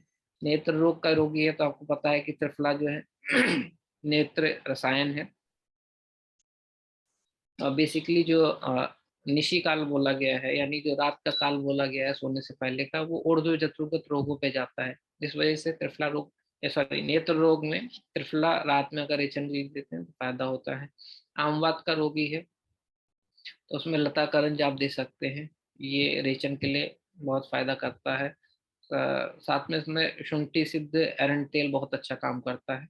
एरंड तेल को आमवात में जिस तरह से, जैसे उपमा आई है कि जैसे शेर की दहाड़ से जो है शेर, ये किसी का माइक ऑन है, जिस तरह का से शेर की दहाड़ से जो है हिरण भाग जाता है, उसी तरह से जो है एरंड तेल के प्रयोग से आमवात भाग जाता है। तो इसमें एरंड तेल फायदा करता है, लेकिन फिर भी कुछ एक रोगियों में प्लेन एरंड तेल से फायदा नहीं होता है। तो ऐसे में शुंठी सिद्ध जो एरंड तेल रहता है, थोड़ा सा वो एरंड तेल में उष्णता को बढ़ाता है, पाचन गुण उसका बढ़ जाता है, तो वो आमवात के रोग में फायदा करता है। धातुशय के अगर रोगी हैं, उनमें आपको धातुशय करेक्ट करना हो तो उसमें आंवले का या अमल की चूर्ण का रेचन आप दे सकते हैं, बहुत ज्यादा बेनिफिट रहता है। प्रमेह और कुष्ठ जो रोगी में है, ये दोनों व्याधियां जो हैं आपका थोड़ा सा क्लेद की वजह से होती हैं। तो ऐसा द्रव्य आपको मलावष्टम्भ में देना पड़ता है, या ऐसा द्रव्य देना पड़ेगा आपको जो क्लेद को कम करे, रुक्ष प्रकृति का हो और दीपन पाचन हो, यानी मेटाबॉलिज्म को बूस्ट करे। तो जैसे मैंने बताया कि हरितकी जो है दीपन पाचन है, यकृत उत्तेजन है, मलानुलोमन है, रुक्ष लघु है, पंचरस है इसमें। और इस वजह से जैसे जो हरितकी है, प्रमेह और कुष्ठ के रोगी में अगर उनको कॉन्स्टिपेशन रहता है तो उसमें ये आप दे सकते हैं, तो रोग अनुसार ये फायदा करेगा। इसके अलावा मेद दुष्टि अगर रोगी में है, बहुत सारे लोगों को लगता है कि जो इसबगोल है सिर्फ पेट साफ करने की रोग व्याधि ये सॉरी कल्प है, लेकिन इसबगोल जो है मेधग्न बोला गया है उसको।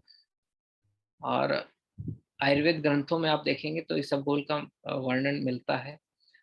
और इससे क्या रहता है कि इसको अश्वगोल बोला गया है इसको संस्कृत में। तो ये जो है मेद को कम करता है।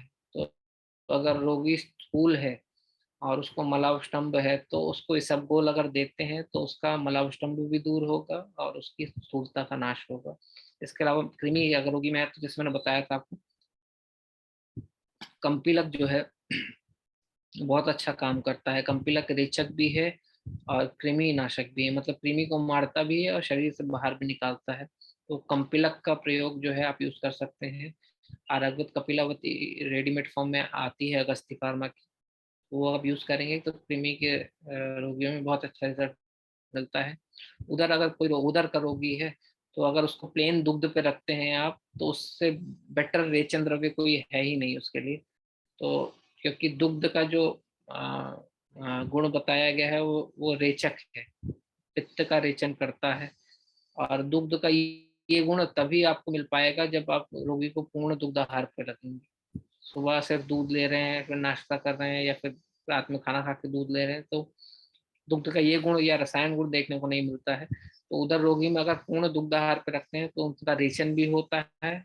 और जलोदर वगैरह जो केसेस हैं जिसमें पानी के संचय हो जाता है, वो चीज करेक्ट हो जाता है। कामला में कुटकी जो है वो बहुत अच्छा काम करती है। कुटकी यकृत उत्तेजन है, आप सबको पता है। लीवर का कोई ऐसा कल्प नहीं है जिसमें कुटकी नहीं पड़ती है। Li52 से लेके आप कोई भी कल्प उठा लीजिए, उसमें कुटकी जरूर रहती है। तो कामला के रोगी में आप कुटकी दे सकते हैं, ये बहुत अच्छा काम करती है। श्वास जो है,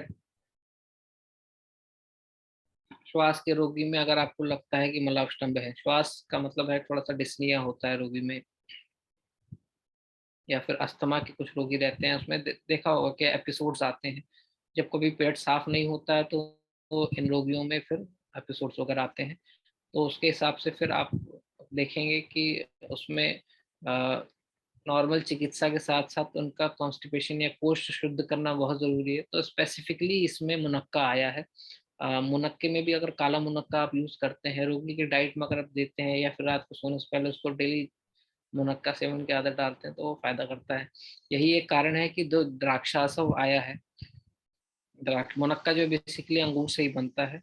और द्राक्षासव जो है बेसिकली जो है काश्वास रोगी में यही कारण है कि वो फायदा ज्यादा करता है, तो इस वजह से आप मुनक्का यूज कर सकते हैं। अगर भ्रम या चक्कर का रोगी आया है आपको, तो भ्रम में बेसिकली रज, पित्त और अनिल, ये 3 दोष रहते हैं। मानसिक दोषों में रज रहता है, वात और पित्त रहता है, उसकी वजह से भ्रम या चक्कर रहता है। ये आयुर्वेद का दृष्टिकोण है। अब वो भ्रम भले ही आपको ईयर में डिफॉर्मिटी है उसकी वजह से आया है, या ब्रेन में डिफॉर्मिटी है उसकी वजह से आया है, तो वो आपको उसके हिसाब से चिकित्सा चेंज नहीं करनी है। आपको जो आयुर्वेद में भ्रम बोला गया है उसके दोषानुसार चिकित्सा देनी है। तो ऐसे में निशोथ जो है बहुत अच्छा काम करता है। निशोथ जो है निशोत्तर भी बोला जाता है इसको, पित्त रेचक होता है। अ, थोड़ा सा निशोथ रूक्ष रहता है तो तिक्त रस प्रदान क्योंकि रहता है, तो इसमें अगर शर्करा का आप ऐड कर लेते हैं, यानी संभाग निशोथ और शर्करा मिक्स कर लेते हैं, तो बहुत बेटर कॉम्बिनेशन बनता है। और थोड़ा सा वात पित्तज जो संप्राप्ति है भ्रम में या चक्कर में, तो उसको ये चीज अवॉइड करने के लिए बहुत ज्यादा मदद करता है। तो इस तरह से आप देखते हैं कि मलावष्टम्भ जो है बहुत ही ज्यादा डीप एक लक्षण भी है और रोग स्वरूप में भी देखने को मिलता है। इसीलिए देखिए मलावष्टम्भ का जो भी रोगी रहता है, वो आप देखा होगा मेरे पास बहुत सारे रोगी हैं मलावष्टम्भ के। हर 6 महीने पे अपना डॉक्टर चेंज करता है। कुछ एक दवाओं से फायदा होता है, फिर वैसा स्टार्ट हो जाता है, फिर तो फायदा होता है, फिर वैसा स्टार्ट हो जाता है। उन डॉक्टरों की लिस्ट में आयुर्वेदिक डॉक्टर्स भी रहते हैं, क्योंकि नॉलेज नहीं रहता है किसी के पास में, और नॉलेज ना होने की वजह से फिर इन जनरल लास्ट में पेशेंट को एक लैक्सेटिव दे दिया जाता है, वो भले ही आयुर्वेद के उसमें हो या भले ही एलोपैथ उसमें हो। और कुछ टाइम बाद फिर वो चीज़ आंतों को वीक करती है, और फिर रोगी जो है क्रोनिसिटी में लैंड कर जाता है। फिर धीरे धीरे एक एक सिस्टम इन्वॉल्व होने लगता है, क्योंकि आपके पास अगर रोगी आता है मलावष्टम्भ का और उसको अस्थमा का रोग है, तो आप अगर आपको पता है आयुर्वेदिक चिकित्सक होने के नाते कि हाँ इसका मलावष्टम्भ इसको अस्थमा कर सकता है, लेकिन एलोपैथी में वो चीज़ नहीं पता रहता है, या बाकी के आयुर्वेद चिकित्सकों को ये चीज़ का इसका ज्ञान नहीं रहता है। तो उसका अस्थमा अगर मलावष्टम्भ से हुआ है, तो मलावष्टम्भ की चिकित्सा करके ही उसका अस्थमा जाएगा, अस्थमा की चिकित्सा करके उसको फायदा नहीं होगा। तो इस वजह से निदान संप्रप्ति बनाना बहुत जरूरी है।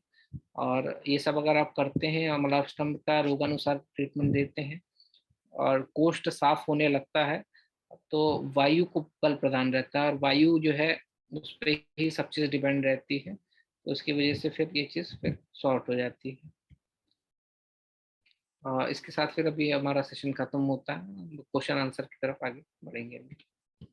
Thank you so much sir अपनी नॉलेज हमसे शेयर करने के लिए। हम लोग क्वेश्चन आंसर्स की तरफ बढ़ते हैं। जो लोगों ने अब पूछना है वो लोग चैट बॉक्स में अपने क्वेश्चन सेंड कर सकते हैं। पहला क्वेश्चन है सर डॉक्टर प्रियांशु चौहान की तरफ से, how we can say that Bisleri water is मृत प्राय। देखिए जो जल है वो डिपेंड करता है। देखिए आयुर्वेद में कोई भी जो चीज है वो अ, अगर ओवरनाइट अगर वो स्टोर हो जाती है तो वो मर जाती है, ऐसा बताया जाता है। फ्रिज का जो प्रचलन है पहले के जमाने में नहीं रहता था, और इसी वजह से जो है पानी को स्टोर करने के लिए कांच की बोतल का प्रयोग करना चाहिए, ऐसा बताया गया है। और उसमें भी कांच की बोतल पे धूप लगनी चाहिए। अगर कांच की बोतल में अगर पानी रखते हैं तो वो फिर भी 5 से 10 दिन या 15 दिन चल सकता है, लेकिन प्लास्टिक वाटर बॉटल्स में जो है उसके जो मॉलिक्यूल्स रहते हैं वाटर के, वो डिसइंटीग्रेट हो जाते हैं, और यही डिसइंटीग्रेशन जो है कांच की बोतल में नहीं होता है। आप चाहें तो आप देख सकते हैं एक्सपेरिमेंट के थ्रू। इस पे एक किताब भी लिखी है, एक जर्मन राइटर है, मैसेज फ्रॉम वाटर करके एक किताब है, चाहे तो आप वो बुक मंगा के पढ़ सकते हैं। बहुत अच्छा उसमें डिस्क्रिप्शन दिया हुआ है। तो बस कारण यही है कि ओवरनाइट कोई भी चीज़ रहती है वो बासी हो जाती है, अमृत प्राय हो जाती है। और बिस्लरी का वाटर भले ही जो है न्यूट्रल स्वभाव का रहता है, लेकिन वो जब शरीर में आप डालते हैं तो जो शरीर में हार्मफुल पैथोजेंस रहते हैं वो ऐसे पानी पे बड़े जल्दी ग्रो करते हैं।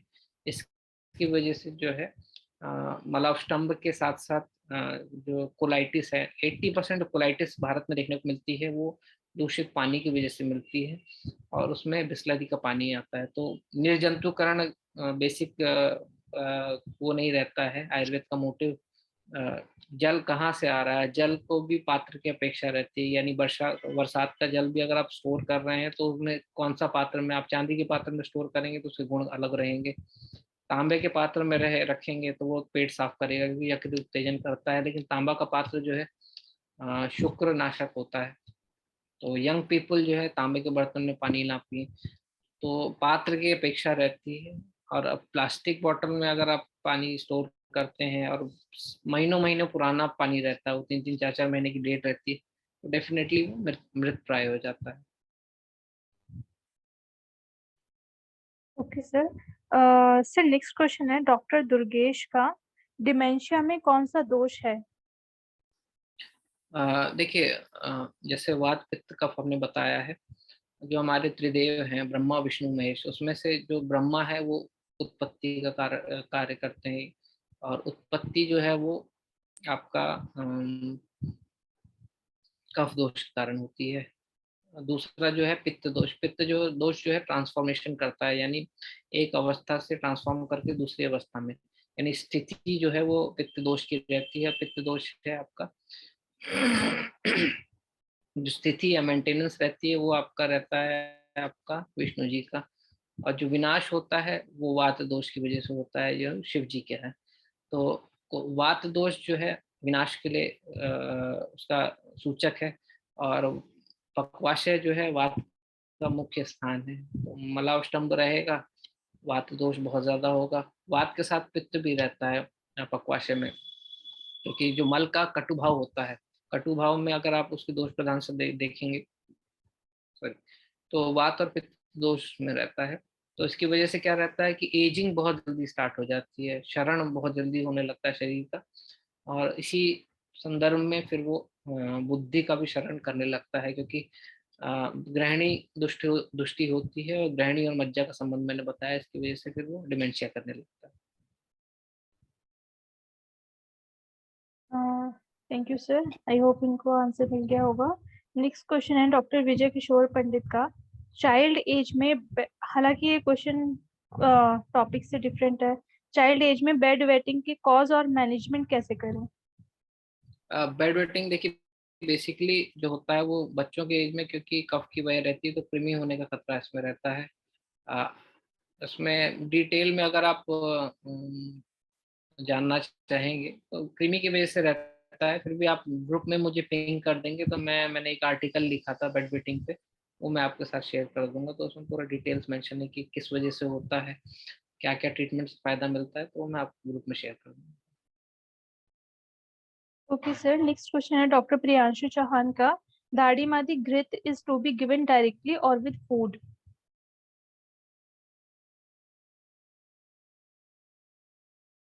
नहीं देखिए, घृत है, औषध कल्पना है, आहार कल्पना नहीं है। आ, कुछ औषध द्रव्यों का जो वीर्य है वो उबाल के आता है तो उनको क्वाथ बोला जाता है। कुछ एक द्रव्यों का जो है चूर्ण फॉर्म में होता है या अ, उसमें रहता है तो उसको चूर्ण के रूप में दिया जाता है। कुछ एक द्रव्यों का जो वीर्य है वो उनमें वोलेटाइल ऑयल्स के रूप में रहता है तो उसको फांड के स्वरूप में दिया जाता है। ऐसे ही कुछ एक द्रव्य रहते हैं जिनका जो वीर्य रहता है उनको वो घी में पका के ही मिलता है।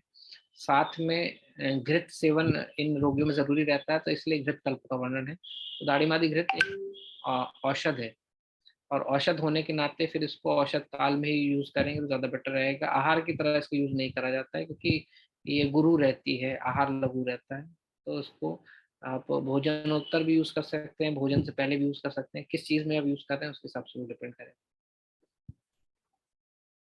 Thank you sir, next question है डॉक्टर वैभव का, आजकल बच्चों में कॉन्स्टिपेशन बहुत कॉमन हो गया है, उसके लिए परामर्श दें।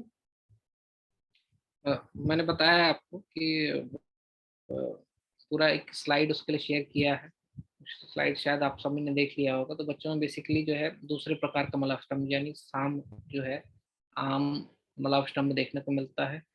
जो भी कारण उसमें मैंने बताया है कि दूध बहुत ज्यादा लेते हैं या बॉर्नविटा बहुत ज्यादा लेते हैं तो ये बंद कराइए।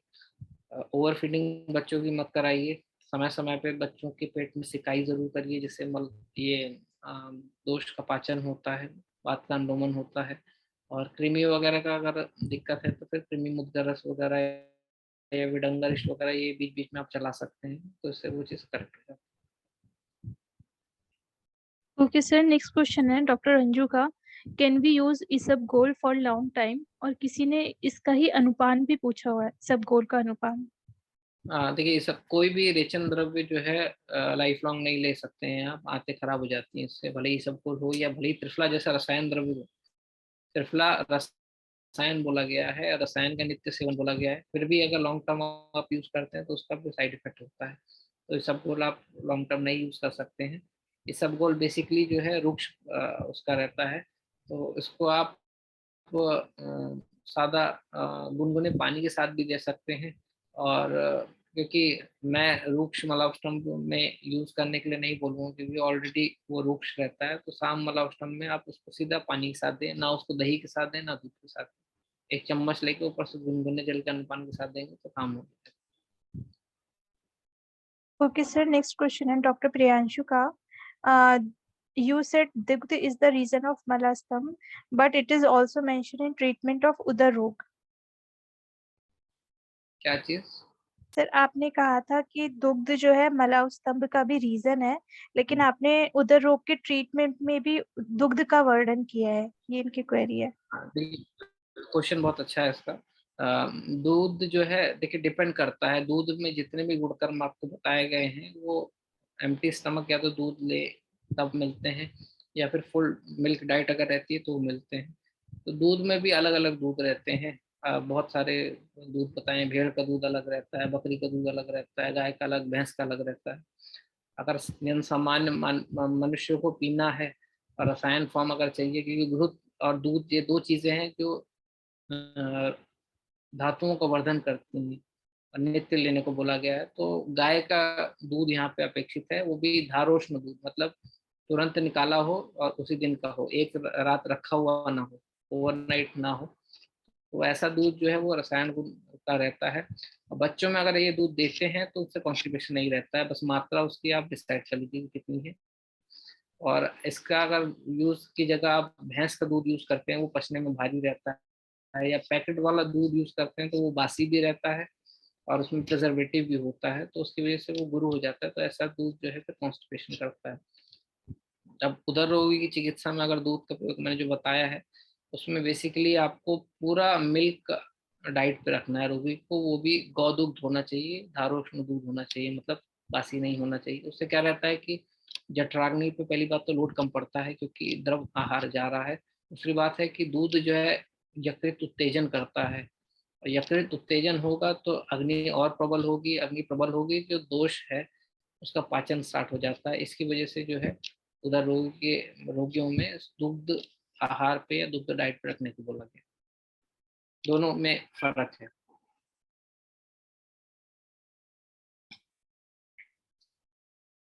ओके सर, नेक्स्ट क्वेश्चन है डॉक्टर प्रीति का। शर्करा मिश्री है या शक्कर ब्राउन वाली?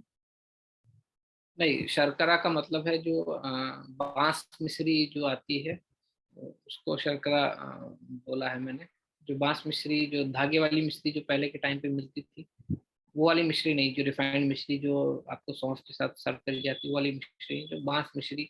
अ, आप अगर नॉर्थ से रहे होंगे तो एक ट्रायंगुलर एक मिश्री जैसी पहले के टाइम पे मिलती थी, उसको शर्करा। ओके सर, नेक्स्ट क्वेश्चन है डॉक्टर मुकेश राय का। घृतऋषि में एरंड तेल यूज कर सकते हैं क्या? जी, घृतऋषि में एरंड तेल का बहुत अच्छा उपयोग किया जाता है। घृतऋषि में भी दो तरह की घृतऋषि बताई गई है, वातिक और वात कफज। उसमें दोनों ही तरीके की घृतऋषि में एरंड तेल का यूज होता है, लेकिन वात कफज में बहुत अच्छा यूज होता है उसमें, क्योंकि एरंड तेल उष्ण हो रहता है, उसकी वजह से उष्ण और कफ पाचन रहता है, इस वजह से कफ दोष में जाता है। और स्निग्ध रहता है क्योंकि तेल है, तो वो वात दोष में जाता है। तो वात कफज घृतऋषि में उसका अच्छा उपयोग होता है उसका। ओके सर, नेक्स्ट क्वेश्चन है डॉक्टर गौरव शर्मा का। लंग्स और बस्ती का जो संबंध बताया है, एक बार फिर से बता दीजिए। देखिए, मैंने इसलिए बताया आपको कि सूत्र हमेशा आप पकड़ के रखिएगा, तो कॉम्बिनेशन जैसे मैंने बताया वैसे ही कॉम्बिनेशन आप बना सकते हैं। अ, जो लंग्स हैं वो कफ से बने हैं, मतलब कफ से नहीं, रक्त के फेन से बने हैं। रक्त में जो कफ का भाग रहता है उससे फेन बनते हैं। किसी भी चीज में फेन तभी बनते हैं जब उसमें कफ होता है।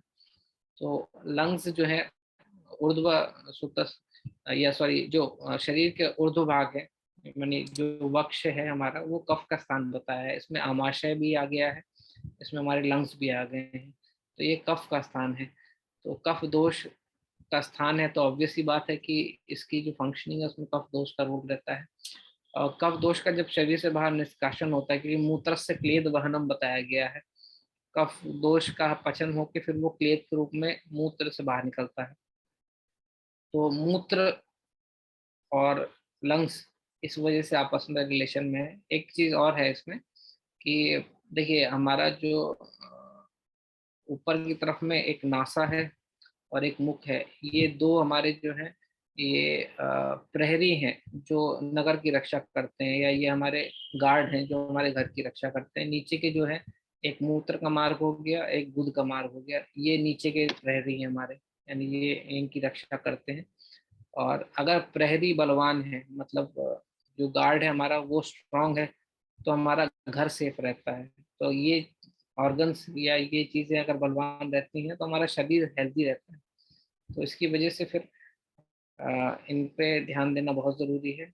और इसी संबंध की वजह से जो है लंग्स पे कभी चोट लगती है या कोई इंजरी आती है तो उसमें पेशाब में मूत्र आना, ये लक्षण देखने को मिलता है। या फिर कोई बीपीएच का पेशेंट यानी प्रोस्टेटिक हाइपरट्रोफी का, उसमें मूत्र परिसर भी बोला गया है जिसमें ड्रिबलिंग मिक्चुरेशन आता है। तो ऐसे केसेस में फिर उनको अस्थमा देखने को मिलता है। तो यही एक संबंध है जो मैंने आपको बताया। सर नमस्ते, कुछ पूछना चाह रहा था इसी क्वेश्चन के बारे में। सर गौरव शर्मा, पूछ सकता हाँ हूँ? कुछ। सर जो एलोपैथी में जो पल्मोनरी इडिमा के लिए जो लेसिक्स लगाते हैं उसका रीजन भी कहीं यही है? नहीं नहीं, उसमें देखिए एलोपैथी में कोई भी कहीं भी का भी एडिमा हो, ब्रेन का भी एडिमा हो, तो उसको मूत्र के जरिए ही, क्योंकि लिक्विड का बाहर से वो, क्योंकि लिक्विड है शरीर में किसी भी ऑर्गन पे रहेगा तो उसको बाहर निकालने के लिए उसको यूरिन आउटपुट बढ़ाते हैं। तो वो किसी भी चीज के लिए फिर वो फिर डायूरेटिक दी जाती है उनमें, स्पेशली पल्मोनरी एडिमा के लिए नहीं दी जाती है। लेकिन क्योंकि आयुर्वेद के सिद्धांत में वो फिट बैठता है, इस वजह से पल्मोनरी एडिमा में अगर मूत्र द्रव्य देखते हैं तो ज्यादा इफेक्टिव रहेगा। लेकिन उनके हिसाब से वो कंसेप्ट अलग है, लेकिन उसका अस्थमा फिर वो करेक्ट हो जाता है। जी धन्यवाद sir. Okay sir, next question की तरफ बढ़ते हैं। डॉक्टर घनश्याम का क्वेश्चन है, कंपवात के पेशेंट में जीर्ण विबंध में क्या दे सकते हैं? कंपवात का पेशेंट। कंपवात तो देखिए एकांतिक वात रोग है, और वात नानात्मक रोगों में कंपवात का मेंशन है। मतलब एकांतिक वात ही बेसिकली रहता है, उसमें दूसरे दोष का संबंध नहीं रहता है। और जहाँ कहीं भी एकांतिक वात रहता है तो वहाँ पे पक्वाशय शुद्धि बहुत जरूरी है। अगर जीर्ण पेशेंट है तो वैसे भी उस व्याधि में वात का संसर्ग होता है, तो उसमें बेसिकली आपको अ, बस्ती देना बहुत जरूरी है। उससे उसका पक्वाशय शुद्ध होगा, वात का अनुलोमन होगा। अपान वायु जो है सबसे मेन वायु बताया है, जिसकी वजह से बाकी वायु को बल मिलता है। तो उसमें बस्ती अगर आप देंगे तो उससे पेशेंट को फायदा होगा। इसके अलावा जो है रोग के अनुसार जो है अलग अलग जो कल्प बताए गए हैं, उसमें उसमें जो है कंपवात में जो है कपिकच्चू बीज चूर्ण बताया गया है, उसका बहुत अच्छा रोल है। लेकिन ये व्याधि अनुषंगिक औषध है। वात क्योंकि बेन दोष है तो वात की चिकित्सा अगर पहले करेंगे बाद में ये देंगे तो वो ज्यादा फायदा करेगा। ओके सर, नेक्स्ट क्वेश्चन है डॉक्टर पूजा का, इसबगोल का प्रयोग प्रेगनेंसी में किया जा सकता है क्या? नहीं, प्रेगनेंसी में मैंने आपको बताया ना, कोई भी चीज यूज नहीं कर सकते हैं। मेद को कम करता है प्रेगनेंसी में, सॉरी इसबगोल जो है मेद को कम करता है, मेद की दृष्टि में दिया जाता है। और मेद जो है उसका डेवलपमेंट प्रेगनेंसी में किस ऑर्गन में लगता है आपको नहीं पता है, क्योंकि किडनीज जो है वो मेद से बनती हैं। शरीर में जो स्नेहपना आता है वो मेद से बनता है। तो अगर इसबगोल प्रेगनेंसी में दे रहे हैं तो कहीं ना कहीं इन ऑर्गन्स में कहीं ना कहीं डिफॉर्मिटी हो सकती है, जो बाद में फिर कंजेनाइटल उसके उस पे सर पे मर दिया जाएगा कि ये कंजेनाइटल डिफॉर्मिटी है। तो पेशेंट में इसबगोल वगैरह मत यूज करिए प्रेगनेंसी में। ओके सर, नेक्स्ट क्वेश्चन है डॉक्टर फाल्गुनी का। मलाव स्तंभ इन चाइल्ड बेस्ट मेडिसिन, ये बेस्ट मेडिसिन पूछ रही है। सब देखिए, मुझे इसी बात पे थोड़ा सा दुख भी होता है और गुस्सा भी आता है। मैंने आपको बताया है कि 7 से 8 ऐसी कंडीशन है जिसमें मतलब स्तंभ आता है देखने को, और हर कंडीशन के हिसाब से वो चीज़ आपको देखनी चाहिए। One drug fits all approach बिल्कुल काम नहीं करती है। तो लैक्सेटिव पे ये टॉपिक है ही नहीं जो मैं आपको प्रेजेंट कर रहा हूँ। एक डेढ़ घंटे से मैं आपको बता रहा हूँ कि कंडीशन के हिसाब से करिए। अगर दूध की वजह से मलाव स्तंभ है तो उसमें अलग दवा चलेगी, अगर कृमि की वजह से है तो उसमें अलग दवा चलेगी। तो मेहनत थोड़ा सा करिए आप, जैसे मैं मेहनत कर रहा हूँ वैसे थोड़ा सा मेहनत आप भी करिए। आपकी प्रैक्टिस ही सुधरेगी, और आपकी प्रैक्टिस सुधरेगी तो आप ही को फायदा होगा, मेरा फायदा नहीं होगा। तो अलग अलग कंडीशंस के हिसाब से फिर अगर उसको डायग्नोस करके आप मेडिसिन देंगे तो ज़्यादा बेटर रहेगा। ओके सर, नेक्स्ट क्वेश्चन है डॉक्टर नीरज का। बच्चों में मृद भक्षण जन्य अवस्तंभ के लक्षण की चिकित्सा क्या होगी? देखिए, मृतिका भक्षण जन्य पांडु के अंतर्गत मिलता है, जिसमें मृतिका भक्षण जन्य पांडु रहता है। तो उसमें क्या रहता है कि मिट्टी जो है रूक्ष गुण की रहती है, और वो उसका पाचन नहीं हो पाता है। तो धीरे धीरे मिट्टी जो है वो जैसे पचना, स्टार्टिंग में तो मल में निकल आती है, लेकिन लंबे समय के लिए अगर वो रोगी लेता है तो जो मिट्टी है जो वो स्रोतस में आके फिर स्रोतस में अवरोध उत्पन्न करती है। तो ऐसे में फिर आपको रेचन दे के पहले शरीर की शुद्धि करना बहुत जरूरी है। कुछ एक रेचन कल्प उसमें बताए गए हैं, उससे पहले रोगी का रेचन करवाएं, उसके बाद फिर उसको पांडु की चिकित्सा दें तो फायदा। ओके सर, नेक्स्ट क्वेश्चन है डॉक्टर प्रियंका का, और ये मेरा भी क्वेश्चन है sir. In patients with chronic मलाव स्तंभ due to combined effect of various effects like धातु क्षय, मानसिक and many more, with habitual use of पेट सफा चूर्ण, how we can do संप्राप्ति विघटन in these kind of patients? तो बेसिकली देखिए, मल किस तरीके का मिलता है पहले तो वो आप डिसाइड करिए। गुठली वाला अगर मल मिल रहा है तो रूक्ष मलाव स्तंभ का भाग है। अगर वो मिल रहा है, क्योंकि देखिए पेशेंट किस तरीके से आपको इन्फॉर्मेशन देगा, पेशेंट कहेगा कि मैडम मुझे कभी गुठली भी होता है, कभी पतला भी होता है, कभी चिपचिपा भी होता है। आप पेशेंट से पूछिए कि अगर आप लैक्सेटिव नहीं लेते हैं तो मोशन कैसा होता है, तब वो बताएगा कि हाँ लैक्सेटिव नहीं लेता हूँ तो मुझे गुठली वाला मल होता है। तो वो रूक्ष मलाष्टम का पेशेंट है, तो उसको रूक्ष मलाष्टम की चिकित्सा दें। साथ में अगर आपको लगता है कि इसमें मानसिक इन्वॉल्वमेंट है फैक्टर्स का, यानी पेशेंट जो है मानसिक व्यवसाय से है, तो थोड़ा सा मज्जा को बल देने वाली प्रधान चिकित्सा दें। उसमें रोगी की जो नींद है उसको प्रैक्टिस करिए। जट्टामांसी आप दे सकते हैं रात में सोने से पहले रोगी को, या जैसे मैंने बताया कि शिरोधारा आप रोगी की कर सकते हैं इंटरनल मेडिसिन के साथ साथ, तो उससे फिर लाभ मिलेगा आपको। ओके सर, नेक्स्ट क्वेश्चन है डॉक्टर पंकज का। इस धारा उष्ण milk of cow is safe to use because cow milk contain mycobacterium bovis leading to bovine tuberculosis? देखिए, ये मॉडर्न धारा उष्ण का मतलब बिल्कुल ये नहीं है कि आप बिल्कुल गाय के थनों पे जाके उस पे जाके वो दूध पी लें, वैसा नहीं मैंने बोला है। उसको लेके आप पहले बॉईल करें, उसको पकाने से उसमें अग्नि संस्कार होगा तो पचने में और लघु हो जाता है।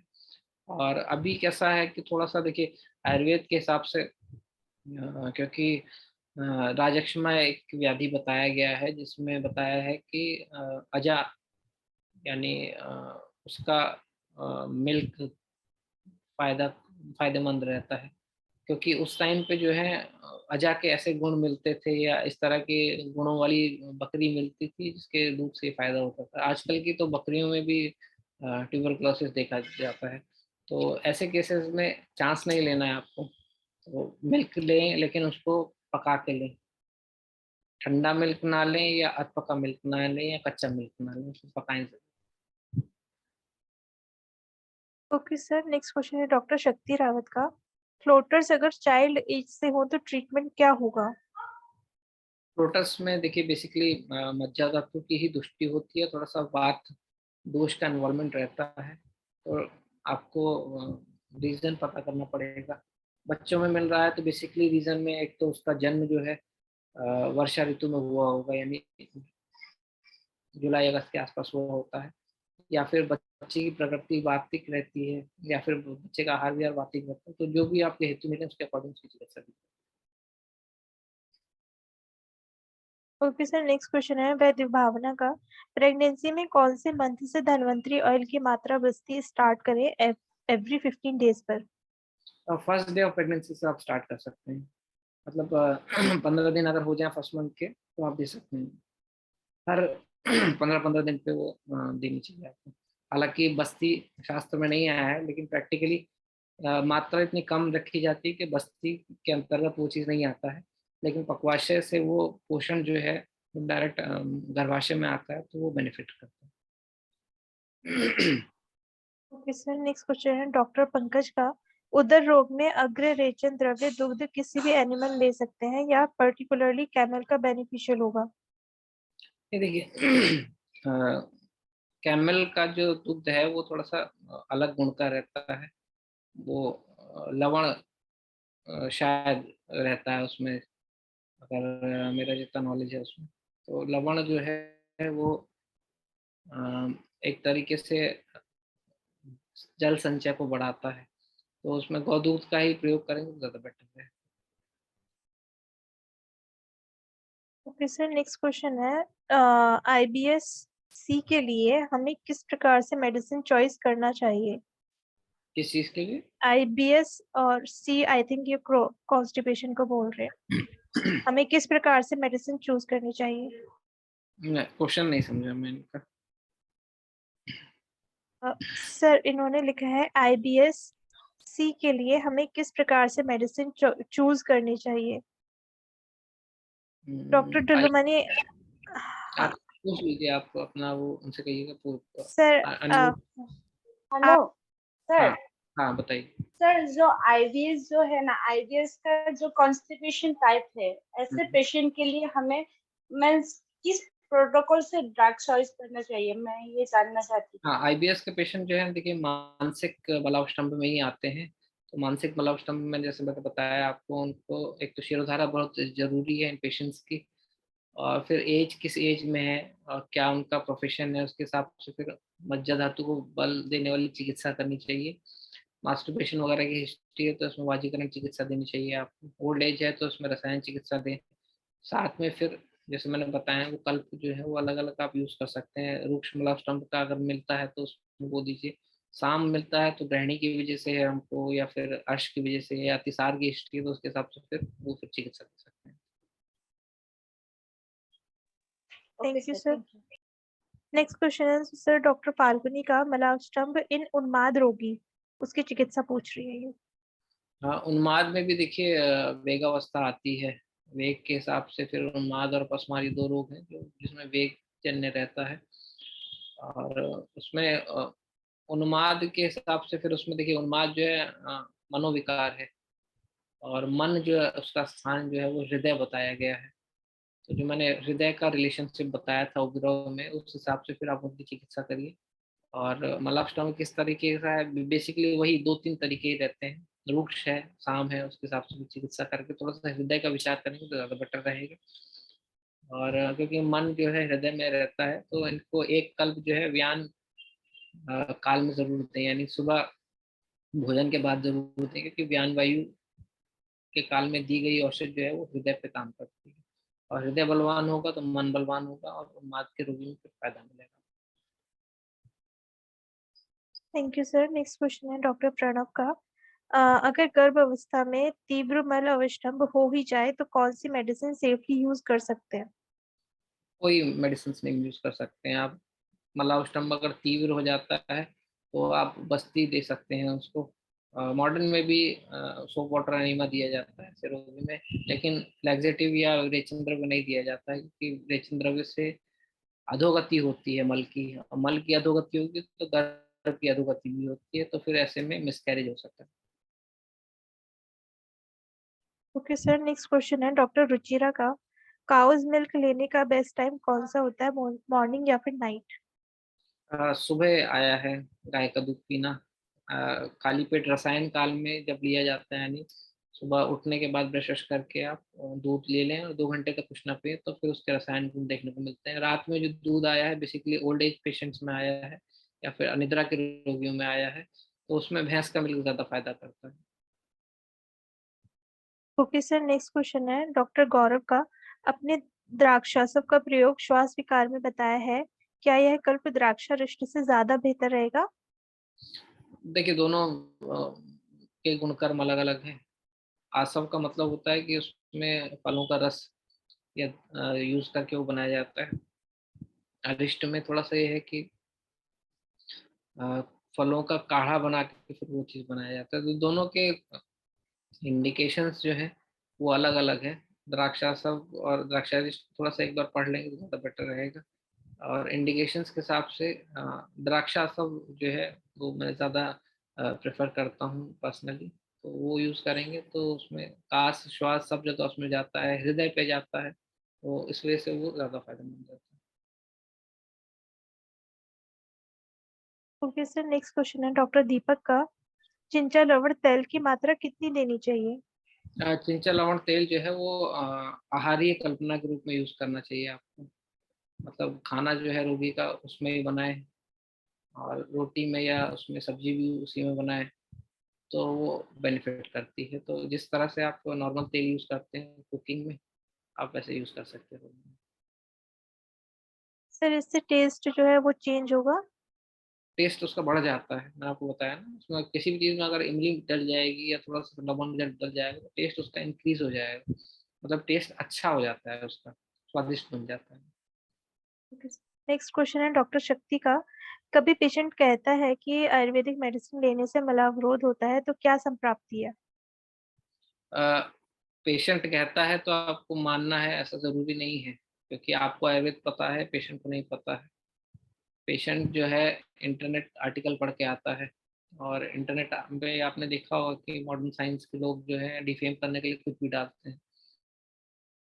वो ये भी डालते हैं कि आयुर्वेदिक मेडिसिन से किडनी खराब हो जाती है, हेवी मेटल्स यूज़ होते हैं और जैसे आयुर्वेद वाले बोलते हैं कि स्टेरॉइड से बाकी चीज़ें होती हैं, किडनी फेल हो जाती है, तो वो चीज़ वो लोग भी करते हैं। तो पेशेंट ये सब पढ़ के आता है, तो आपके पास नॉलेज होनी चाहिए और अगर वो चीज़ आपके सिद्धांत से मैच नहीं करती है, तो वो सिद्धांत गलत है। पेशेंट को बताइए कि ऐसा नहीं है और ये ऐसा रिलेशन है, तो पेशेंट आपको नॉलेज रहेगी तभी आप पेशेंट की क्वेरी दूर कर पाएँगे। ज़रूरी नहीं कि हर एक नॉलेज जो पेशेंट लेके आए रेडीमेड उसको आप मानिए, मानना ज़रूरी नहीं है आपको।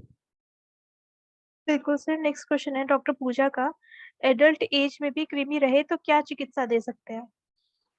एडल्ट एज में देखिए कृमि रहता है तो उसकी वजह से मलावस्तंभ में बेसिकली जो है इंटेस्टाइनल ऑब्स्ट्रक्शन जैसा भी देखने को मिलता है। यानी उदर रोग में आ जाता है ये, बदबू-गुदो-उदर करके एक रोग है। तो उसमें कुछ नहीं आपको कृमि के चिकित्सा का जो सिद्धांत है कि कृमि की उत्पत्ति पहले बंद करें, मतलब कृमि उत्पादक जो आहार है वो बंद करें। दूसरा कृमि को मारें, कृमि के लिए जो औषध है, कृमि मुद्गर ले सकते हैं, कृमि कुठार है, विडंगारिष्ट है, बहुत सारी औषधियाँ हैं, वो यूज़ करिए। तीसरा जो है कृमि को शरीर से बाहर निकालिए, मतलब कृमि मर जाते हैं, शरीर में पड़े रहते हैं, तो उनको निकालने के लिए समय-समय पे आपको रेचन द्रव्य यूज़ कर सकते हैं। हर 15 दिन में आप एरंड तेल अगर देते हैं, तो उससे रेचन होता है और एरंड तेल से हमेशा मल की जुलाब होती है या लूज़ मोशन होते हैं, पानी की लूज़ मोशन नहीं होते हैं, तो एरंड तेल जो है बहुत ज़्यादा सेफ रहता है, बहुत ज़्यादा इफ़ेक्टिव रहता है। तो हर 15 दिन में जिस तरीके से आप हफ्ते में वीकेंड्स पे बाहर रेस्टोरेंट पे खाना खाने जाते हैं, उस तरीके से अगर हफ्ते में एक बार आप थोड़ा-सा एरंडे 40 ml भी ले लेंगे, तो उससे जो है कृमि की उत्पत्ति नहीं होगी, उत्पत्ति होती है तो कृमि बाहर निकल जाते हैं। तो ये रूटीन पे कर सकते हैं।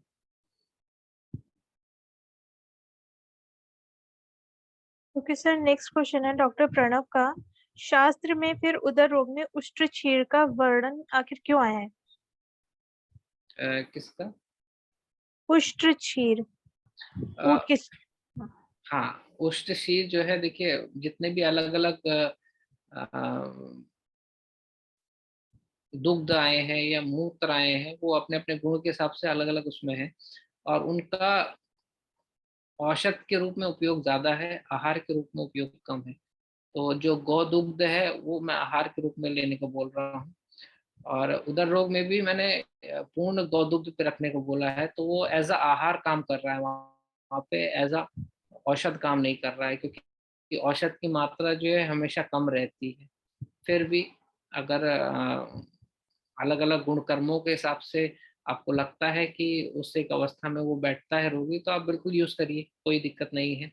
क्योंकि देखिए जैसे कुष्ठ का यानी कैमल का जो दूध बताया है, वहाँ कैमल राजस्थान वगैरह में ज्यादा मिलता है, तो उसके जो गुणकर्म है वो वहाँ के जो रोग उत्पन्न है उसके लिए ज्यादा बेनिफिशियल रहेंगे। जिस तरीके का जानवर जिस देश में मिलता है, उसके जो प्रोडक्ट्स रहते हैं, जैसे याक है, उसका जो दूध है, वो पहाड़ों में होने वाले जो रोग है उनसे वो दिक्कत उससे सॉल्व हो सकती है, तो वो उनके लिए साथ में रह सकते हैं।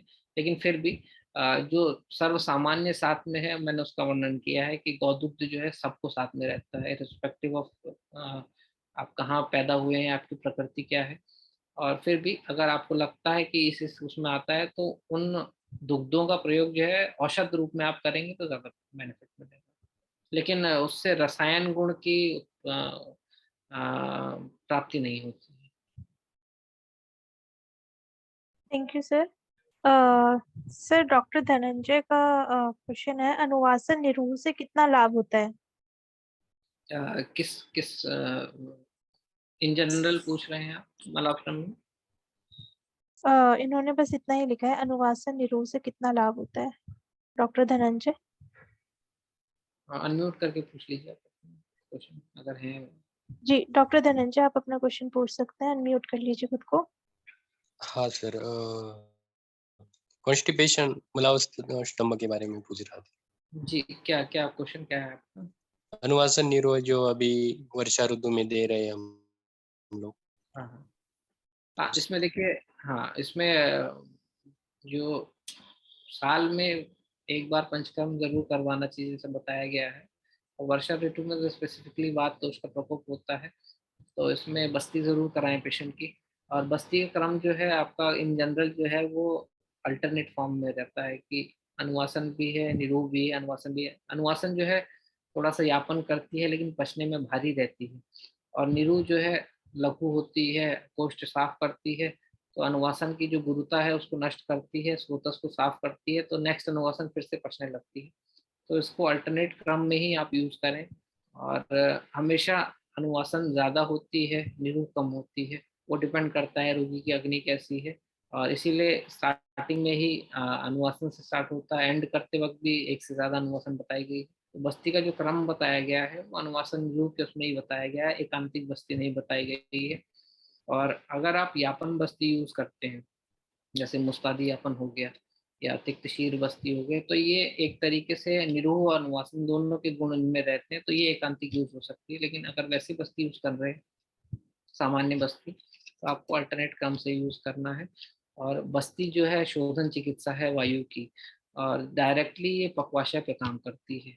और ओरली मेडिसिन आप वाताग्नि लेंगे तो पहले मुंह में जाएगी, फिर आमाशय में, फिर ग्रहणी में उसका संस्कार होगा, फिर वो पक्वाशय में पहुंचेगी। लेकिन बस्ती जो है डायरेक्ट वात के सेंटर पे एक्ट कर रही है, तो ओरल मेडिसिन से अच्छा इफेक्ट जो है बस्ती का रहता है। Thank you sir. Sir doctor Neeraj का क्वेश्चन है, मास्टरबेशन या धातु स्राव के रोगी में मलाव स्तंभ होने पर आपने वाजीकरण चिकित्सा बताई है जो कि गुरु होता है, इससे मलाव स्तंभ बढ़ जाएगा क्या, ये मतलब पूछ रहे हैं। नहीं नहीं, देखिए वाजीकरण चिकित्सा जो बताई है उसमें बेसिकली अगर मास्टरबेशन, देखिए जो मिलता है अनमैरिड कंडीशंस में मिलता है या यूथ में मिलता है, क्योंकि शादी के बाद जिनको मास्टरबेशन की आदत रहती है वो कम हो जाती है। और मास्टरबेशन क्योंकि अनमैरिड कंडीशन में मिलता है, तो उसमें द्रव्य तो आपको वाजीकरण ही यूज करना पड़ेगा, लेकिन उसको रसायन काल में देना पड़ेगा, तभी उसकी रसायन फलश्रुति रहती है। रसायन काल सुबह खाली पेट होता है, वाजीकरण जो है निशी काल यानी रात में खाना खाने के बाद होता है। और रसायन काल जो है उसमें जब ब्रश व्रश आप कर लेते हैं, अग्नि आपकी अच्छी रहती है, उसमें वाजीकरण द्रव्य आप दीजिए या रसायन द्रव्य भी दे सकते हैं। तो उससे क्या रहता है कि क्योंकि रसायन और वाजीकरण दोनों द्रव्य गुरु रहते हैं इन जनरल, तो सुबह सुबह अगर आप खाली पेट देते हैं और 2 घंटे तक उसको फिर उपाशी रखिए या खाली पेट रखें, तो उसको पचने में समय मिलता है। और पचने में समय मिलेगा तो फिर वो चीज़ जो है गुरु नहीं होगी, लेकिन धातु क्षयात्मक या मास्टरबेशन जन्य जो कॉन्स्टिपेशन है उसमें रेचन द्रव्यों के साथ में ये चीज़ ज़रूर दीजिए। और जैसे मैंने आपको बताया कि धातुशय अगर होगी है तो उसमें रेचन के लिए आप अमल की या आंवला यूज़ कर सकते हैं चूर्ण। तो इस तरीके के धातुशयात्मक जो रेचन द्रव्य हैं ये यूज़ करें। साथ में सुबह के टाइम अगर रसायन काल में देते हैं तो गुरु नहीं होगा, फ़ायदा करेगा। Thank you so much sir. सब लोगों के क्वेश्चंस ऑलमोस्ट हो गए हैं। बाकी भी जिनके रह गए हैं वो ग्रुप में अपने क्वेश्चंस डाल सकते हैं। थैंक यू सर, आज आपने हमारे साथ इस टॉपिक पर अपनी नॉलेज शेयर की, और जो भी लोग हम लोगों के साथ जुड़े हैं उन सभी का शुक्रिया। आप सब लोगों के साथ मैंने ग्रुप में एक फीडबैक फॉर्म शेयर किया है, अगर किसी ने नहीं अभी तक फिल किया है तो वो प्लीज़ फिल कर दीजिए। और सर बहुत सारे लोग आपको थैंक यू बोल रहे हैं। Thank you so much everyone.